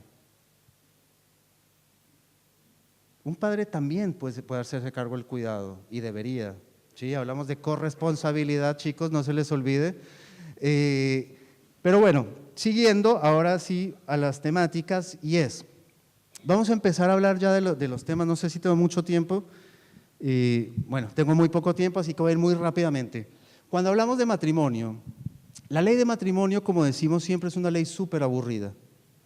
¿Sí? Es una ley que modifica el matrimonio civil, un punto en el cual dice que no puede haber ninguna discriminación por orientación sexual o identidad, bueno, por sexos, habla de los sexos la ley. ¿Sí? Pero ¿qué hablamos de la ley de matrimonio igualitario? No sé si han escuchado un poco decir, modifica el matrimonio civil, la modificación del Código Civil. Pero la ley de matrimonio igualitario lo que hace es poner en igualdad a los matrimonios entre personas, la ley dice del mismo sexo, cuando hablamos de sexo, generalmente hablamos de género, con las de las parejas heterosexuales. ¿Pero a qué voy con esto? ¿Qué es un matrimonio igualitario? Porque no sé si les pasó esta idea de, ay, yo quiero ir a un matrimonio igualitario. Es la misma, es el mismo matrimonio, es la misma libreta roja, no es una libreta rosa, ni una libreta violeta para las lesbianas, ¿sí? Es el mismo matrimonio, es la misma libreta, no obstante, nuestro prejuicio nos hace pensar de que son otras familias, otros matrimonios y que tenemos que reconocer, aceptar, etcétera, etcétera, pero es exactamente lo mismo, se constituye en los mismos términos de la ley, en igualdad de condiciones. Es lo primero que tenemos que empezar a pensar. Ahora bien, bueno, como dice, libertad también es no esconderse para amar. ¿Qué empieza a pasar con las cuestiones del matrimonio? Ustedes saben que la ley de matrimonio igualitario es una ley maravillosa, aunque yo digo que es aburridísima porque uno se imagina que va a leer una cosa increíble y lee 3 letras, pero es una frase que sintetiza décadas y años de lucha, ¿sí? Eso es lo maravilloso que tiene la ley, pero que además que en Argentina, como no sucedió en otros países, ponen plano de igualdad de condiciones, el plano de igualdad en condiciones de herencia, de cuestiones patrimoniales, cuestiones de adopción. Después la adopción es confirmada por el nuevo Código Civil, donde dice, ninguna norma puede ser interpretada ni aplicada en el sentido de limitar, restringir, excluir o suprimir la igualdad de derechos y obligaciones de los integrantes del matrimonio y los efectos que éste produce sea constituido por 2 personas de distinto o igual sexo. Básicamente dice que no se puede discriminar. Sin embargo, ¿qué sucede en términos de la adopción? Si ustedes miran los registros del Registro Único de Aspirantes, en 2017 hay 5.344 postulantes. El 2% son matrimonios o parejas del mismo sexo. ¿Por qué? Bueno, primero no hay tantas, ¿sí? Pero segundo, empieza a suceder que muchas de estas parejas empiezan a encontrar una gran limitación en el proceso de adopción. ¿Por qué? Porque más allá de lo que dice la ley, hay un juez o una jueza que decide cuál es la mejor familia. ¿Y cuál es la mejor familia? La heterosexual. Sí.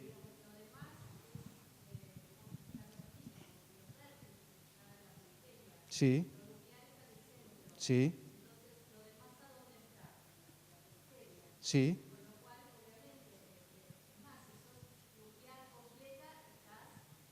Claro. Sí.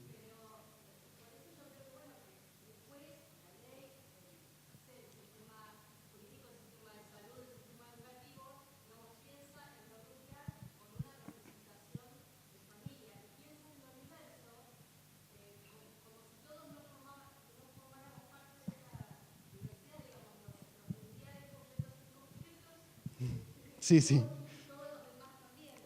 Nada, tú estás dando en el centro de las categorías y un poco lo que quiero plantear es, tenemos que dejar de pensar que hay un núcleo y lo diverso. Todas las familias son diversas y todas las familias pueden ser buenas o malas, no hay ninguna buena o mala familia. ¿Qué está pasando con el tema de adopciones? Sabemos que es difícil para todos y todas las parejas, es decir, no es que haya un proceso rápido, especialmente la gente que trabaja en los temas civiles sabe más de eso, pero hay un juez o una jueza que toma una decisión y esa decisión la toma basado en ¿cuál es la mejor familia? Y la pregunta siempre es, no se sabe cuál es la mejor familia. O sea, mi modelo de nuclear me va a decir que yo aspiro a buscar, a encontrar la familia nuclear completa. Además, fíjense lo que dicen las categorías, son terribles. Ahora bien, ¿qué empieza a pasar? Y si ustedes se acuerdan, Flavio Mendoza, por ejemplo, dice en algún momento, cuando accede a la subrogación de vientre, él dice, se me hizo tan difícil el proceso de adopción que decidí acceder a una técnica de subrogación de vientre. Ahora miramos un poco eso. Ahora, ¿qué pasa? La voluntad procreacional. Eso es un artículo muy interesante que aparece en el nuevo Código Civil y Comercial, que básicamente lo que plantea es, bueno, la primera frase es horrible, pero bueno, los nacidos por las técnicas de reproducción humana asistida son hijos de quien dio a luz. Genera muchos conflictos esta primera frase. Y del hombre o de la mujer que también ha prestado su consentimiento previo, informado y libre en los términos del artículo 560 y 561. Básicamente lo que dice la voluntad procreacional es que la filiación con el hijo en las técnicas de reproducción médicamente asistida, ya sea por, bueno, diferentes técnicas, fertilización in vitro, digamos, para poderlo resumir, lo que prima sobre la filiación biológica o la filiación por adopción es el deseo de ser padre o madre. ¿Sí? Lo que está diciendo es, hay otro tipo de filiación diferente y nueva. Eso es muy revolucionario. Generalmente hablamos de matrimonio igualitario, la ley de identidad de género, pero es muy revolucionario porque lo que está diciendo es, yo deseo ser padre o madre. Y eso ya reconoce una filiación, haya o no aportado el material biológico para ese nene o nena que está por nacer. ¿Sí? Es muy interesante. Sin embargo, ¿qué pasa? ¿Qué pasa con el acceso a los procedimientos y técnicas? Muchas veces empiezan a generar toda una serie de cuestiones burocráticas que dificulta el acceso que no solo dificulta el acceso para las familias diversas, ¿sí? Entre comillas, para las familias de lesbianas o, bueno, gays o conformadas por personas trans, pero que tiene la otra complicación de que hay una, digamos, matriz discriminatoria que también las hace menos elegibles muchas veces, ¿sí? Pero, por ejemplo, ¿qué pasa con las licencias de maternidad y paternidad? ¿Qué licencias tendrían dos hombres gays que, bueno, no pueden acceder a las técnicas de reproducción médicamente asistida, pero bueno, que adopten? Nada, ¿sí? O, por ejemplo, ¿qué pasa si una pareja lesbiana accede a una de estas técnicas? ¿Qué pasa con la madre no biológica? Ahí fíjense qué dice, son hijos de quien dio a luz. Viene a mi empresa y me dice, quiero mi licencia de maternidad. No está embarazada y yo estoy, flaca, lo siento mucho, pero tu licencia es de paternidad. Es un poco violento. Bueno, las licencias obviamente tienen que ampliarse para hablar de corresponsabilidad, pero hay todo un gran tema con las licencias. O, por ejemplo, ¿qué pasa si viene un hombre embarazado, es decir, un hombre trans? ¿Qué licencia le doy? Luchó toda su vida para ser reconocido como varón y le doy una licencia de maternidad. Entonces, es necesario hoy en día, y eso les decía, hay alguna serie de vacíos y cuestiones normativas que hay que empezar a modificar, entre esas, la ley de contrato de trabajo, toda la parte que tiene que ver con las licencias para poderlas ajustar a la diversidad sexual, a las familias compuestas por diversidad sexual. El Código Civil y Comercial se ayornó bastante, ¿sí? Sin embargo, por ejemplo, queda un vacío que es la subrogación de vientres o gestación solidaria. No voy a entrar en la discusión feminista, digamos, del feminismo, de la mercantilización del cuerpo de las mujeres, porque claramente, digamos, es eso. Hay proyectos que han sido presentados acá en Argentina que dicen que, que la gestación por sustitución se debe hacer sin intercambio económico, sino, por eso se llama gestación solidaria, es una persona que accede a, digamos, prestar su cuerpo para que puedan acceder. Los varones homosexuales que no pueden acceder a técnicas de reproducción médicamente asistida tienen que acceder a la subrogación. Sin embargo, en Argentina no está regulado. Entonces, ¿qué hacen? Van a otros países. Genial. Los que pueden pagarlo. ¿Sí? Ahí ya hay una discriminación económica que estoy dando al no existir, digamos, al tener este vacío normativo. Pero bueno, lo que no está escrito, lo que no está prohibido se hace, y aquí se hacen prácticas de gestación solidaria o gestación por sustitución o subrogación de vientre. ¿Qué pasa según la ley? Según la ley, madre es quien dio a luz. ¿Qué sucede? Pero que fue resuelto hace poco en algunos casos de la Corte. ¿Qué sucede? El hijo o la hija que nace por estas técnicas en parejas, primero no hay licencia, ¿sí? Partamos de ahí. Segundo, ese hijo no puede ser registrado. ¿Qué pasa si yo no soy registrado? No existís, pero no accedes a una obra social porque no puedes registrarte en una obra social. Es decir, hay toda una serie de problemáticas que empiezan a sucederse que son muy complejas en términos de las parejas homosexuales que se están resolviendo vía judicial y que ya hay casos que le están dando identidad a estos chicos declarando la inconstitucionalidad de este artículo, digamos, de la idea de que madre es, bueno, son hijos de quien dio a luz. Eso está bueno en el sentido de que abre la puerta a que un hombre trans pueda dar a luz. En provincia de Río Negro Sí. se asentó el precedente de licencia por maternidad a 2 mamás. Sí. Digamos, como no se está avanzando en términos normativos, se avanza desde En educación, sí, justamente. ¿Perdón? En educación sucedió esto, sí, en provincia de Río Negro. Sí, pero se avanza a partir de prácticas, digamos, privadas, si se quiere, privadas en el sentido en el que son instituciones y organismos que deciden dar licencias. Por ejemplo, en algunas empresas dan licencias, pero no está en la ley.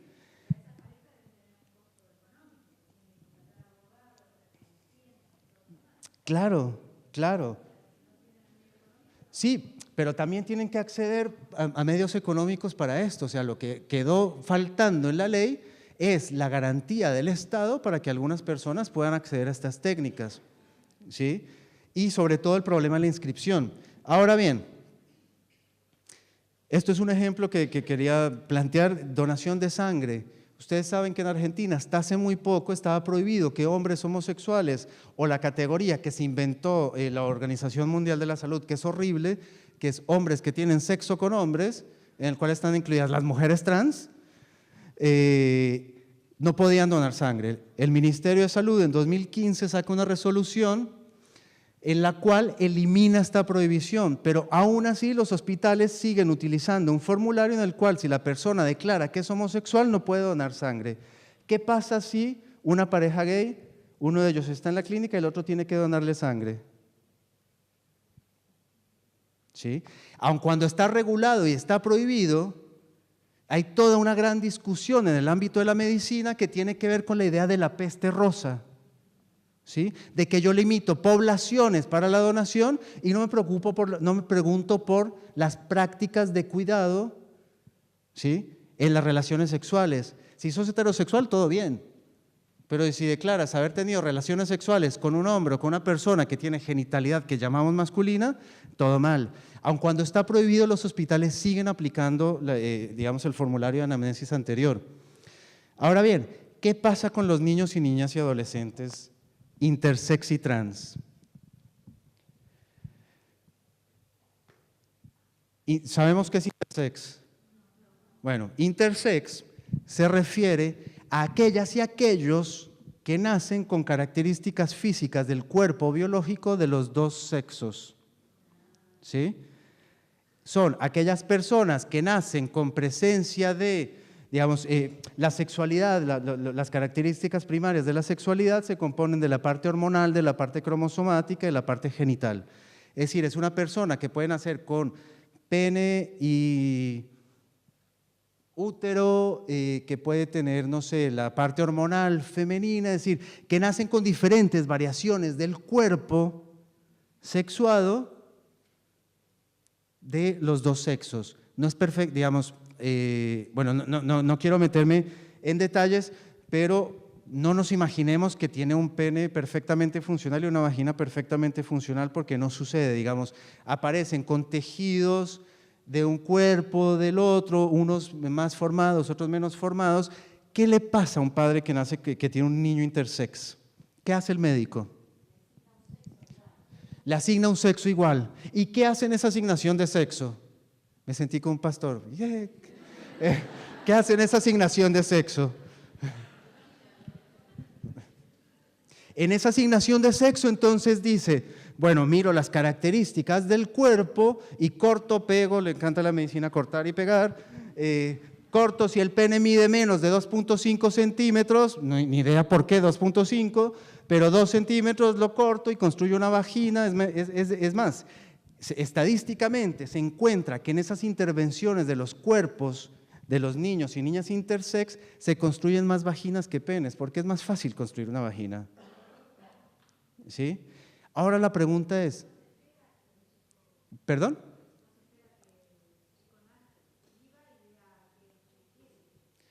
Es eso a donde vamos. Es decir, un poco lo que se plantea es, o sea, ¿cuál es el problema? Te dicen, felicitaciones, tuvo un hermoso nene intersex. ¿What? ¿Sí? Primero hay que, ¿cómo así? ¿Qué pasó? Es decir, no, yo pedí un nene o una nena, pero no me traigan una cosa en el medio. Sexo ambiguo, dice la medicina, ¿no? ¿Qué hacemos con la ambigüedad? Corregirla, ¿sí? Entonces la pregunta es, me nace el nene y digo, Dios mío, ¿qué nombre le pongo? Bueno, Ale. Sí, pues parece, sí. Bueno, ¿a qué baño va a ir?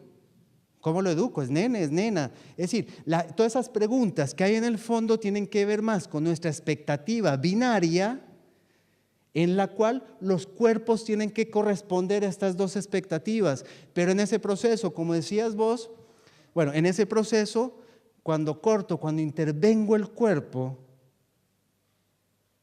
estoy interviniendo en el futuro de ese nene o esa nena, ¿sí?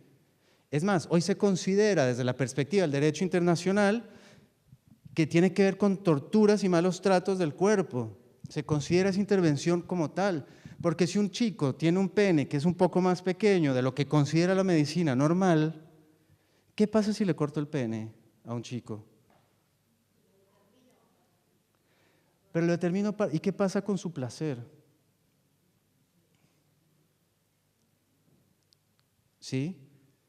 Es decir, esa configuración del cuerpo termina generando un sujeto casi que pensando, bueno, tenés que parecer varón si sos varón, tenés que parecer físicamente mujer si sos mujer. ¿Y el problema de quién es? ¿Es del nene o es del médico? No le estoy echando la culpa al médico, ¿no? De la sociedad.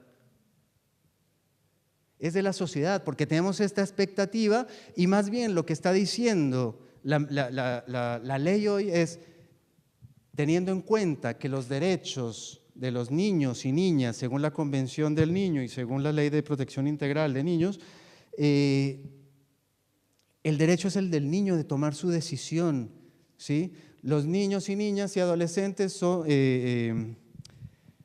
sujetos de derechos, ¿sí? Y además tienen capacidad progresiva para tomar decisiones. A los 2 años no puede tomar una decisión, pero lo que está diciendo hoy en día es, dejemos, si no hay riesgo de vida,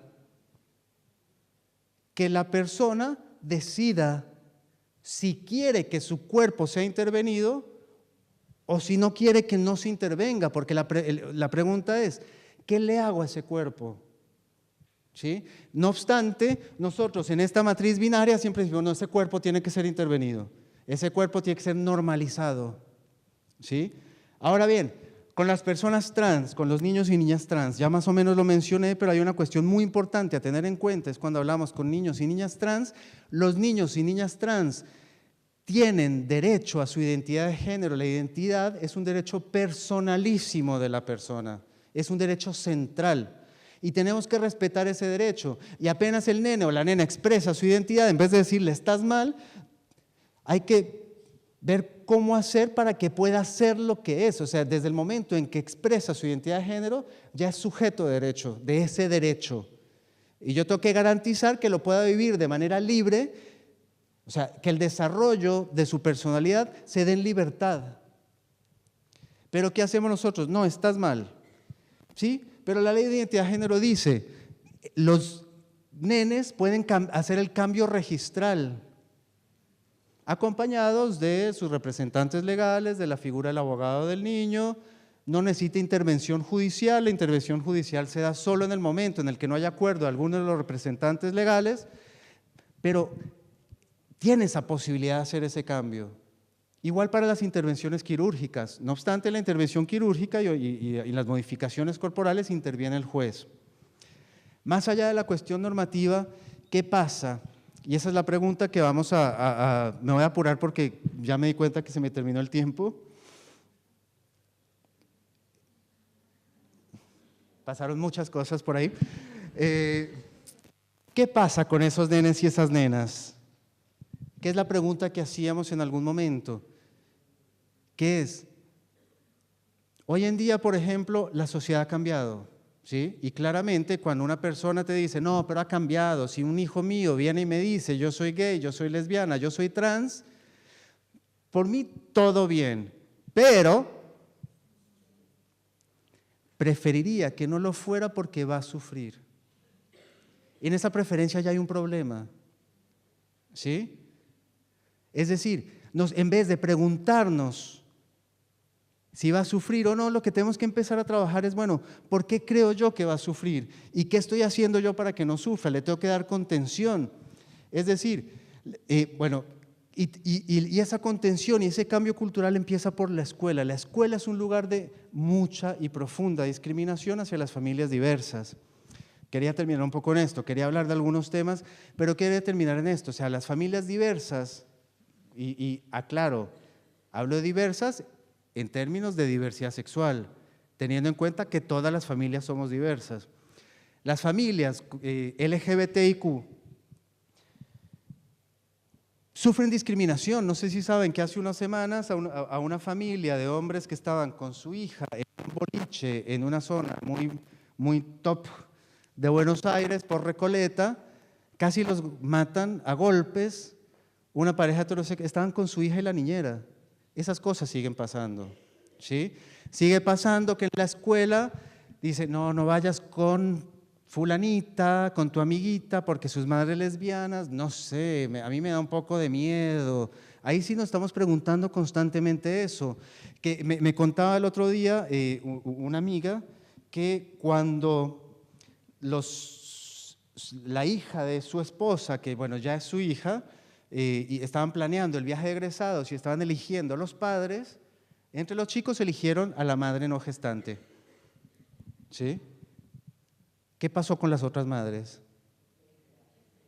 No quieren que vaya porque, Dios mío, ¿yo cómo voy a soltar a mi hija con una lesbiana? ¿Sí?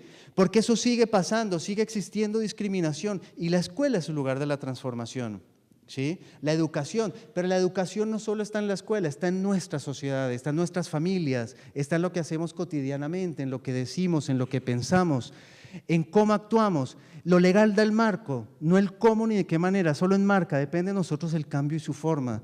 Es un poco lo que hay que trabajar, es decir, porque nosotros generalmente decimos, bueno, es afuera, ¿no? Siempre la culpa es de afuera. Si es algo exitoso, fui yo. Fantástico, yo lo hice, yo gané. Si no funcionó, no, resulta que el problema fue porque la oficina tal no funcionó. Pero tenemos que hacernos cargo también de esas cuestiones, de por qué funciona y no funciona y pensar en cambiar.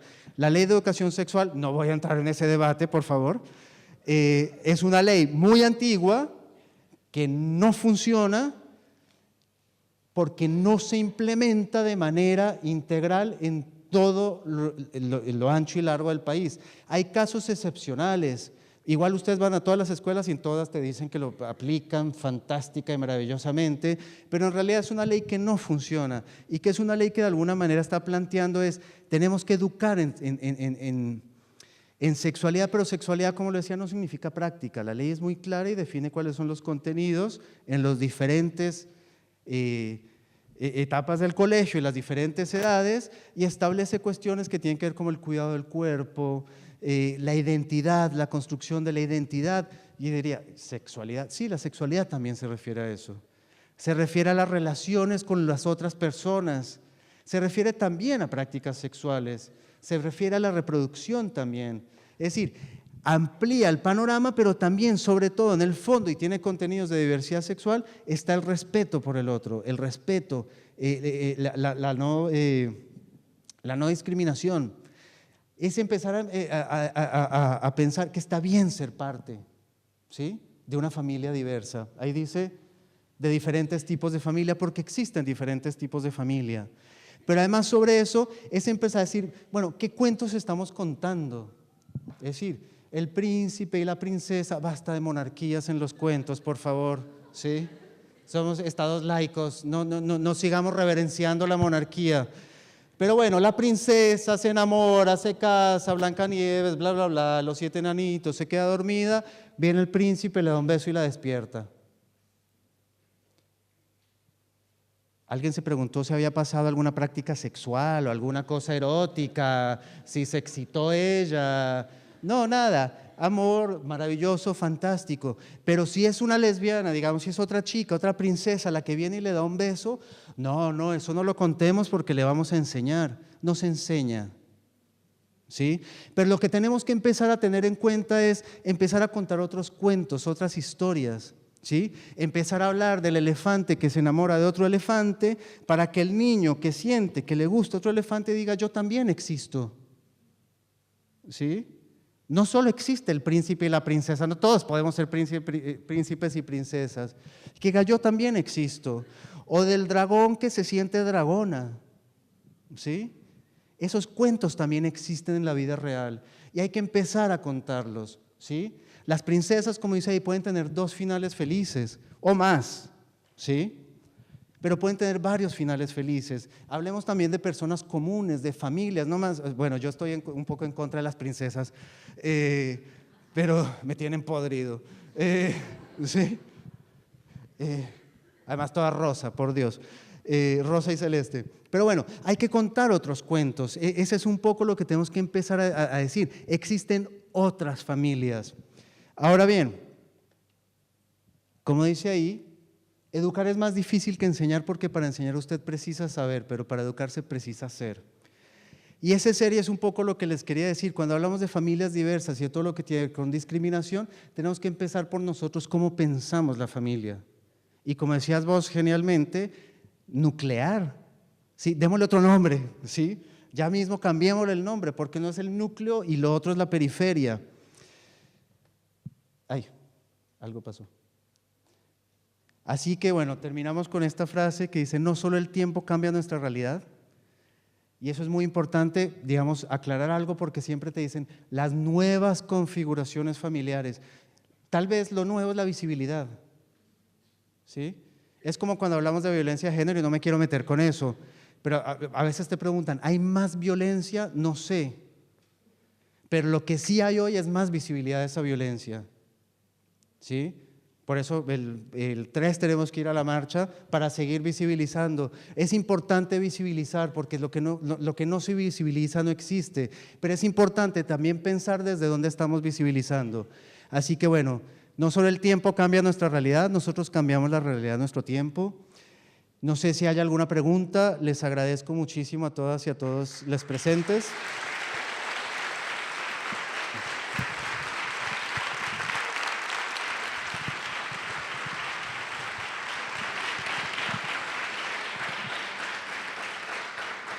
Bueno, estaba un poco preocupado por el tiempo, pero creo que me quedan segundos, creo que era hasta las 9.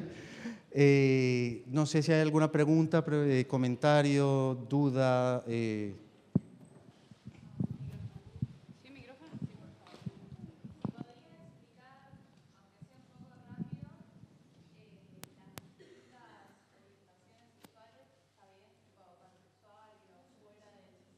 Ok, dale. Muy chiquitito, dale. Por lo general, dentro del binario hablamos de heterosexualidad, homosexualidad, ¿no? Y existe la bisexualidad. Muy breve, no me voy a meter con los temas. La bisexualidad desde esta perspectiva binaria se ve como la ambigua, ¿no? El bisexual es, no, ese es el gay tapado, ¿sí? Pero en realidad es una orientación sexual en sí misma. La homosexualidad creo que no la tengo que explicar, existen gays y lesbianas. Las lesbianas reclaman que se les llame lesbianas y no homosexuales, digamos algunos grupos, porque homosexualidad viene no solo de igual, sino de homo, varón. Pero bueno, existe la bisexualidad y hoy en día se están visibilizando otras orientaciones como la pansexualidad. La pansexualidad, como siempre digo el chiste malo, que ya lo digo en todas partes, no son aquellas personas que les gusta el pan, ¿no? Sino pan significa, digamos un poco el todo. Las personas pansexuales se diferencian de las bisexuales en el sentido en que las personas bisexuales sienten atracción emocional, afectiva y sexual. Eso es lo que dice la definición de Naciones Unidas. La orientación sexual es atracción emocional, afectiva y sexual hacia hombres y mujeres. Eso es la persona bisexual. La persona pansexual siente atracción hacia todas las personas independientemente de su orientación sexual o identidad de género. Puede ser trans, puede no ser trans, puede ser, no sé, no importa, son las personas que la pasan mejor, por ponerlo de manera simple, ¿sí? Existen otras orientaciones que se están visibilizando cada vez más, como la asexualidad, que son aquellas personas que no sienten deseo digamos sexual, pero sí afectivo, que se enamoran, pero no están interesadas en la parte sexual. Y bueno, hoy en día se habla de otras orientaciones como la demisexualidad, la escoliosexualidad, etcétera, etcétera. La demisexualidad se refiere a aquellas personas que solo pueden tener el contacto sexual cuando hay un vínculo emocional. Independientemente de eso, en el mundo de la diversidad sexual, yo creo que todavía no conocemos la cantidad de orientaciones sexuales posibles. Porque como Freud, que es el primer gran teórico queer, después es terrible, pero en su base cuando dice el deseo no tiene objeto, lo que está diciendo, yo soy antropólogo así que psicología no sé, lo que está diciendo es el deseo está abierto a todos y a todas, pero nuestra sociedad necesita categorizar para poder pensar, pero las categorías no son suficientes. Bueno, no sé si... Ya había una pregunta allá atrás. No, más que pregunta, por ahí compartir algunas de las experiencias. Yo trabajo en educación y trabajé en todos los niveles. Y en todos me tocó, con algunas compañeras, y digo compañeras porque generalmente eran las mujeres, abrir el camino en esto, ¿no? Y una de las situaciones allá por el 2007, 2008, cuando empezamos a trabajar, no sé si en una escuela con una población altamente vulnerable, una de las primeras cosas que empezamos a pensar, porque siempre queda, yo soy de gabinete y siempre queda en el equipo, no en el gabinete trabajar esto. Y nosotros con algunas teníamos que intentar salir de eso del gabinete y que esto se compartiera o por lo menos se pusiera en debate y se pudiera interpelar y poner a pensar a todas las mayorías compañeras mujeres eran, obviamente en una escuela primaria todavía somos mayoría mujeres.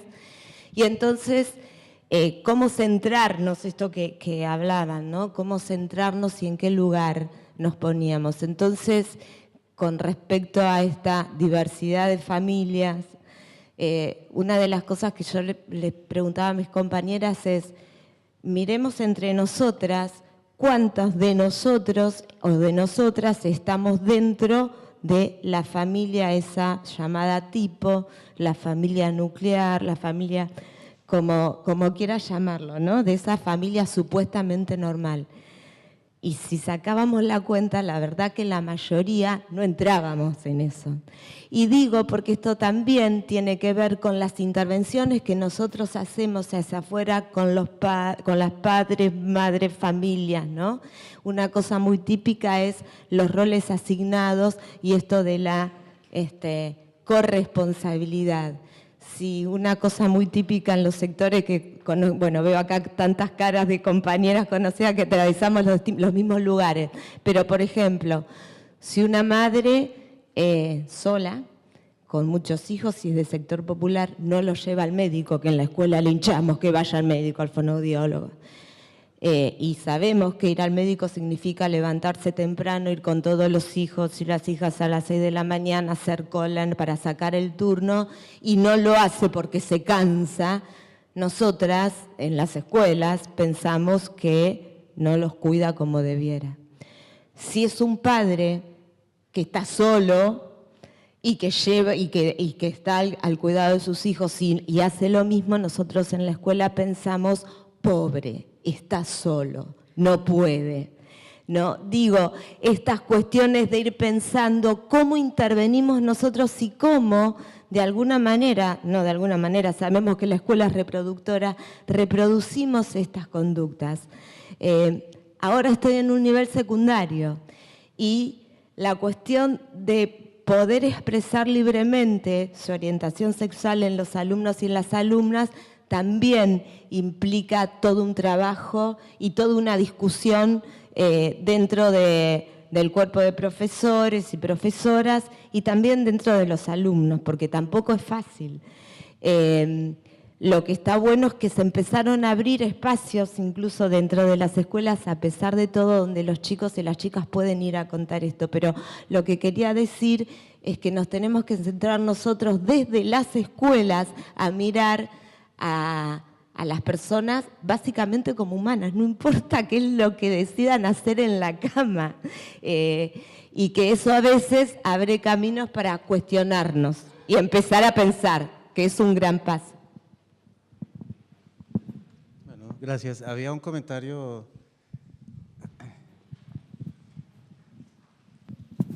Hola, yo soy Nicolás y soy un hombre trans, y bueno, hay mucha gente que se confunde con los términos identidad sexual y orientación sexual. Y no es lo mismo, o sea, yo puedo ser un hombre trans y puedo ser gay a la vez. Y también es muy importante que en los colegios se respete la identidad de género. Yo me inscribí como Nicolás y en toda la lista aparecí como mujer. Ese fue un gran error, bueno, tuve que luchar para eso. A ver, hay una cuestión, y tal vez por el tiempo no alcancé a profundizar, y es uno de los aspectos centrales de la ley de identidad de género tiene que ver con el trato digno. ¿Sí? Es decir, ese artículo que primero fue ley en la ciudad de Buenos Aires y que fue escrito por grandes activistas como Loana Berkins y Diana Mafía, siendo legisladora, lo presenta, lo que dice básicamente es que la persona a solo la mera solicitud o manifestación de que quiere ser tratada con tal o cual nombre y tal o cual género, debe ser tratada independientemente de que haya modificado su DNI o no. Es decir, una persona trans que no modificó su DNI, si yo llego y les digo chicos y chicas de ahora, bueno, chicos y chicas, bueno, personas, si yo llego y les digo, yo soy, no sé, Susana,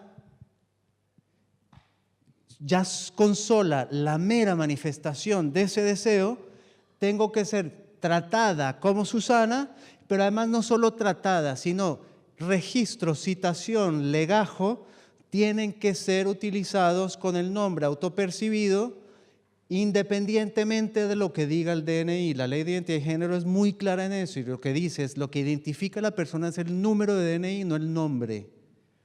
Entonces, si una chica o un chico trans llega a la escuela y dice, yo quiero ser tratado como Susana, tiene que ser tratado. El tema es que todavía nos toca luchar. El tema es, como decía la compañera allá atrás, que es muy importante lo que están haciendo, porque generalmente decimos, no, con los chicos está todo bien. No está todo tan bien, porque el tema de orientación sexual también genera dudas. Es importante que podamos, digamos, desplegar esas dudas para poder trabajarlas y para poder decir, bueno, pero ¿por qué te da tanto miedo? ¿O por qué te da tanto temor? ¿Sí? Es muy importante esto del trato digno, porque está en la ley y no hay que pelearlo. Tenemos que llegar a un punto en el que no tenga que ser una lucha. Es más, la identidad de género plantea cómo debe ser registrada la persona que no hizo la modificación del DNI. Eso es muy, muy, muy importante y eso es una de las grandes luchas que tienen todas estas familias en el ámbito escolar. ¿Sí? Y si la identidad de género es un derecho personalísimo, esencial a la persona, es esencial. Tengo que respetar ese derecho. Y la ley me dice claramente cómo hacerlo. Y bueno, nada, gracias por darme el pie para poder mencionarlo. ¿Sí? No sé si hay algún otro comentario, ya se me están volando. ¿Alguna duda? Y bueno, muchísimas gracias de nuevo. Si no hay ningún comentario, es un placer estar acá. Espero que podamos seguir profundizando.